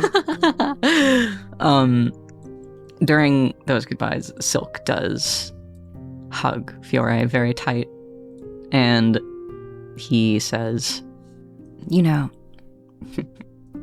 we won't get to tease each other for quite a while until I'm back. So I'd like to leave you with something quite embarrassing that I'd like to say to you, Fiora. What? and he pulls back and he's holding both of Fiora's hands. Yeah. I have always been a protective older brother. And that's all I've known when having family. I get that. I hope it will please you to know that to have you feels like I am not the one looking after myself in our brotherly relationship with one another. Stop it! It's like, I don't know, leave me alone. I was like, no, I don't have to, I'm not gonna do it until he leaves. He pulls Fiore close again and he says, It is quite sweet to be behind your shield, my love. Hurry back. I'm gonna die. you will live. Because who else is going to protect the squishy little wizard, Silkfoot Helm? There's so many monsters in Absalom. And I will call you if I come face to face with one, because I know you will be there in an instant. Oh, and it's not gonna work because it's every day, but, and he gives him the thing that I don't remember what it's called, but it's like the little talismans that he gives to people. Oh my During god, the the day. pilgrim talisman. Yeah. Keep you safe. He goes, it won't actually work, like, magically or anything, but, since I won't see you for a little while. Oh, his lip quivers. He holds it tight in his hand and he buries his face in your shoulder, Fiore, and he starts to cry as well.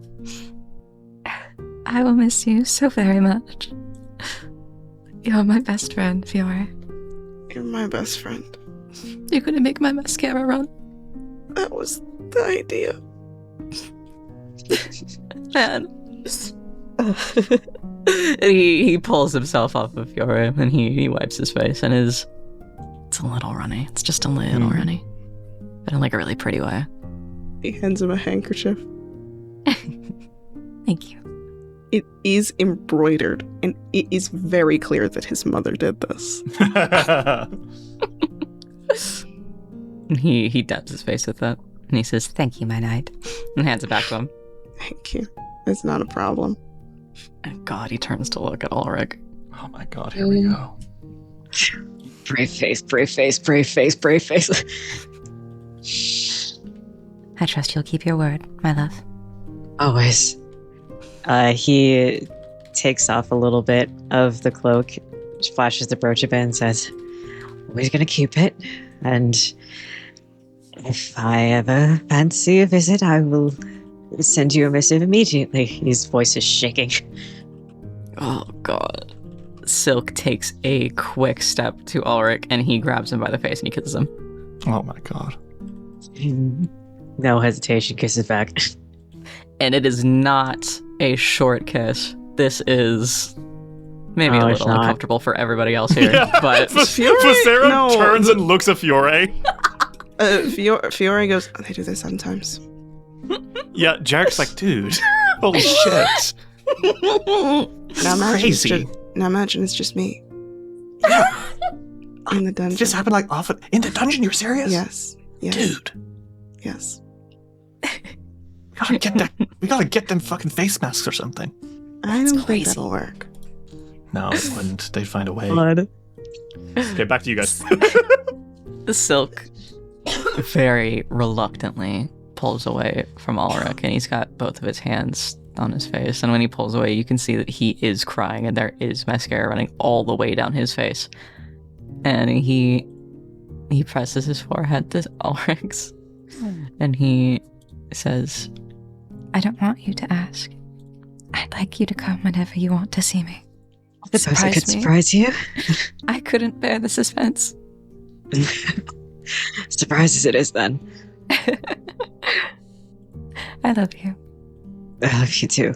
And he's taking, it's a white shirt. He doesn't give a shit. He's taking the sleeve of his shirt and like cleaning the mascara off his Silk's face. God. Do say goodbye to this face, though. it will come back with something new upon it. I do hope you'll like it. I always will. He gives Ulrich one last kiss before he... Oh, it is tough. It is tough to let go of Ulrich's hands. It is the hardest thing Silk has done, and he fucking tried to kill Belcorra. You said let's be clear. You did open the rift that got her ripped to shreds. Yeah, you didn't try. You did succeed there. did. Like succeeded. you didn't like. It's hard to kill a ghost. Usually, you just like help them move on. No, you fully got that ghost killed as hell. Don't worry about it. Easier than saying goodbye to your boyfriend. True. But Very true. He backs up to the wagon and he waves everybody off. And Silk is gone for a couple weeks. And how did those couple weeks in Absalom go? Honestly, a lot better than he could have ever dreamed. He and Jarek spend a lot of time nose deep in the Astronomicon, copying over each line that he has written for his thesis. Not all of the Astronomicon is his thesis. Majority of it is, but it also really truly is his spellbook. And so those are not copied over. But elegantly and neatly, his thesis on Nhimbaloth, the Empty Death, is transcribed into a beautiful ink black book with black pages and white lettering. I love that. And he is a perfectionist about it. And Jarek has to deal with that, and I'm sure he's very annoyed. You see Jarek roll his eyes more times than you've seen. I think anyone rolled their eyes combined during your stay in Otari. But he doesn't give up on you. No. Cicero is there for support, and he eventually does present it to college board, which his mother still sits on. Mm-hmm. And I think that it is, while it is unlike anybody else's path to writing a thesis and progressing in the college, it is accepted, and Silk is well rewarded for it. He didn't follow the rules, certainly, and he had quite a bit of help, probably more than any other student has in the college's history, but Silk crossed the finish line the way that he needed to. And no longer an eternal riddle, Silk receives a tattoo on his face. And it is the emblem of a closed eye, matching the ones on his arms. And so, Silk, you finally have done it. You finally graduated the College of Mysteries.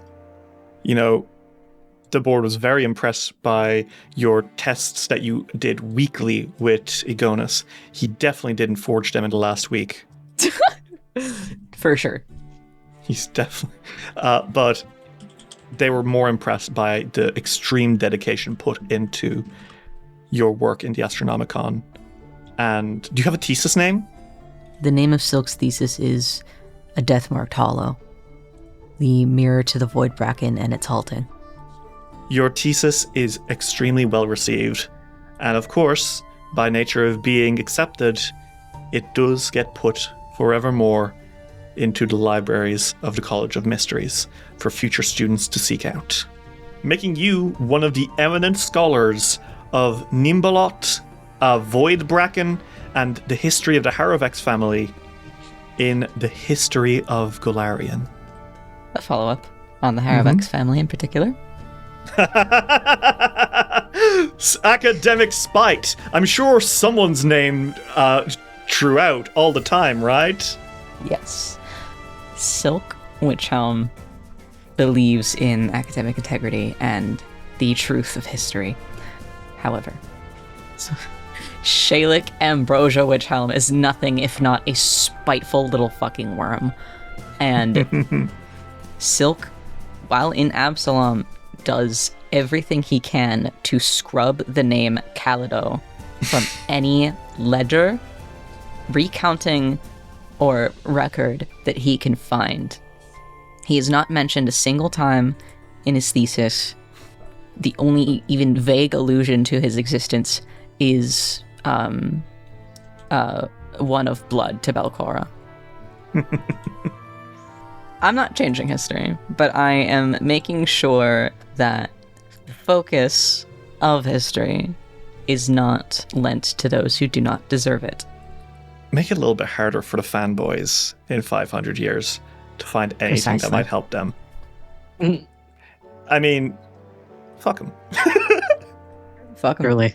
So Silk will take the that on his judgment day, and he'll be fine with that. And Silk, after weeks and weeks and weeks of hard work, you return to Otari and are welcomed back with almost a festive atmosphere by the locals. And of course, the two people standing at the road into Otari by the corpse, the skeleton of Haruvex, Ulrich and Fiore. As the sun is setting, you guys have a chance to say hi before going out and having some food and relaxing together as you catch up. He sprints towards them and he slams into both of them. Thankfully, Fiore is strong enough not to stumble backwards, and he catches him pretty easily with just like a, hi. Hi. Oh my god. And, I miss the both of you so much. Ulrich is burying his face into Silk's shoulder. I wasn't built for long distance. My two lovely boys. You're finally back. You're finally back. He's kissing both of their faces over and over and over again. God, he missed them. He missed them so much. And they didn't really see it before because he straight up sprinted at them and literally tackled them. Yeah. But he pulls back and his mascara isn't running. He got some waterproof from Absalom. They hooked him up. He takes himself off of them and he has a facial tattoo. Oh my god. It looks so good on you. I love it. All healed, thankfully. How Does long it did look it good on take? me? It looks really good. It looks fantastic. Well, tradition calls for a lengthy tattooing process, so took quite a while to receive. About a day or two. Ow. The healing process was much better, given that it is magically imbued. That's fair. I asked for the special treatment of allowing it to be gold as well. Usually they are black or dark blue, but my mommy's on the board. I think that using your privilege to get it to look how you want is fine. He hugs the both of you again tight. Catch me up. What's happened in Otari while I've been gone? Yeah. Well, Where to start? And I think as the three of you walk back into Otari, you do hear about the things that have happened. You hear stories about Mayor Menheim's meeting with a coalition between Clankle and the matriarch superior of the Otari Kobold Party, who announced that they are running against you in a few years. And they have My God. all the policies, all of them. Menheim's sighs a single bit because Menheim's was apparently quite exasperated by this because he really was hoping that after Carmen dropped out there would be no more crazy elections. But no, his opponents remain oddballs.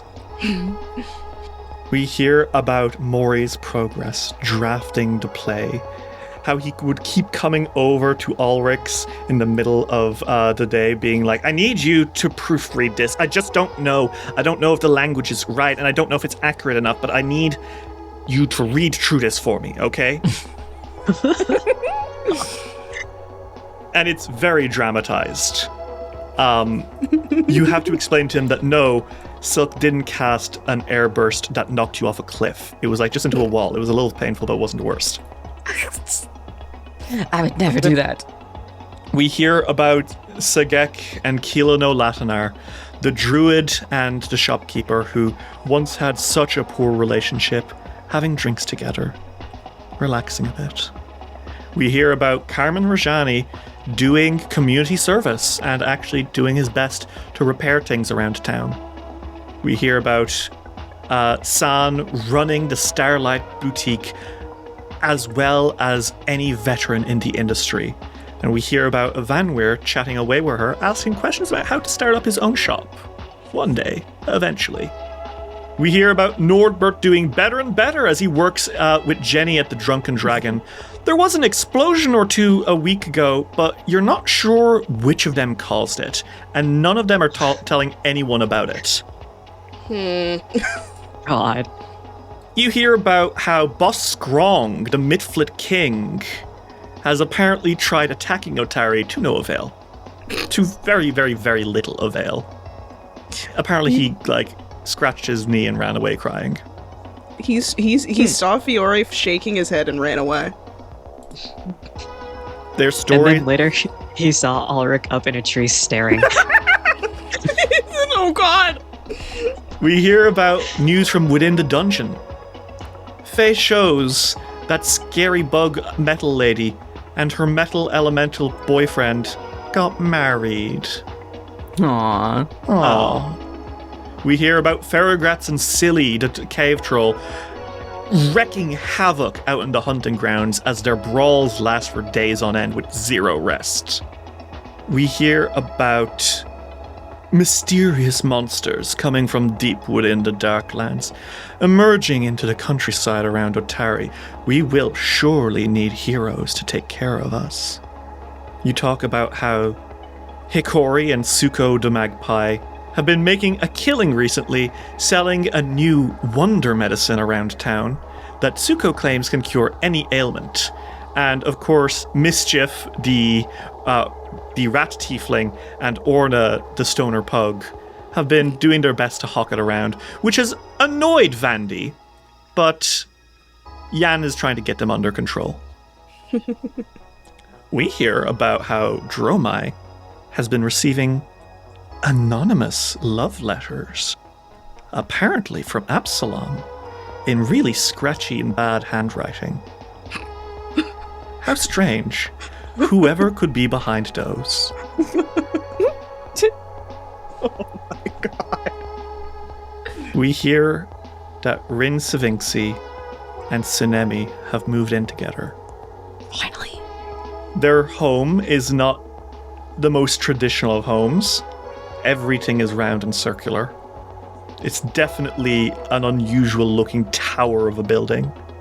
But it adds something nice to the skyline of Otari. And of course, you can't tell them about maybe some of the biggest news. But we see it ourselves anyway. Elsewhere, a long, long way away from here, we see the Spire. A massive tower stands against an eternal moonlit sky, as an evil moon floats behind it, Grotus, the god of despair. It is, of course, the Boneyard, the realm of the dead, of Psychopomps, of Pharasma herself, who sits on a throne at the top of the spire. We see a Nosoi, a little bird with a plague doctor's mask, flitting away towards a Vant, a skeletal creature with an emerald sight and a beaked mask. The Vant turns to the Nosoi, as the Nosoi says, "Yes, so this one is actually... I think it might work out. I think I have a good case for it." And the Vant says, "Maybe it is definitely a most unusual case. I can't see the prosecutors going easy, though. There's a way that these things are done, after all." And the Nosoi says, "Maybe, but I did get some very good tips from a cleric back on Golarion that has helped me put together, I think, what one might say is a rousing defense to get their request granted." And we see the waiting line to judgment. The courts of the dead arguing over which realm has claim to people's souls. Often it is damned souls trying not to be sent to hell, but devils arguing heavily in favor of allowing it. Or we might see people who want to go to one realm when they really haven't put in the work to get there. But this particular case, we see 4 shades around a table. They're sharing a drink in one of the better taverns of the Boneyard. A knight, a cleric, a wizard, and a rogue. Their request is that they would like to all go, despite coming from different backgrounds and despite having different fates. They'd all like to go to the one afterlife together, please. They've been apart for far too long. And you know, I think that the Rose Guard get their happily ever after. And I think that's where the campaign ends.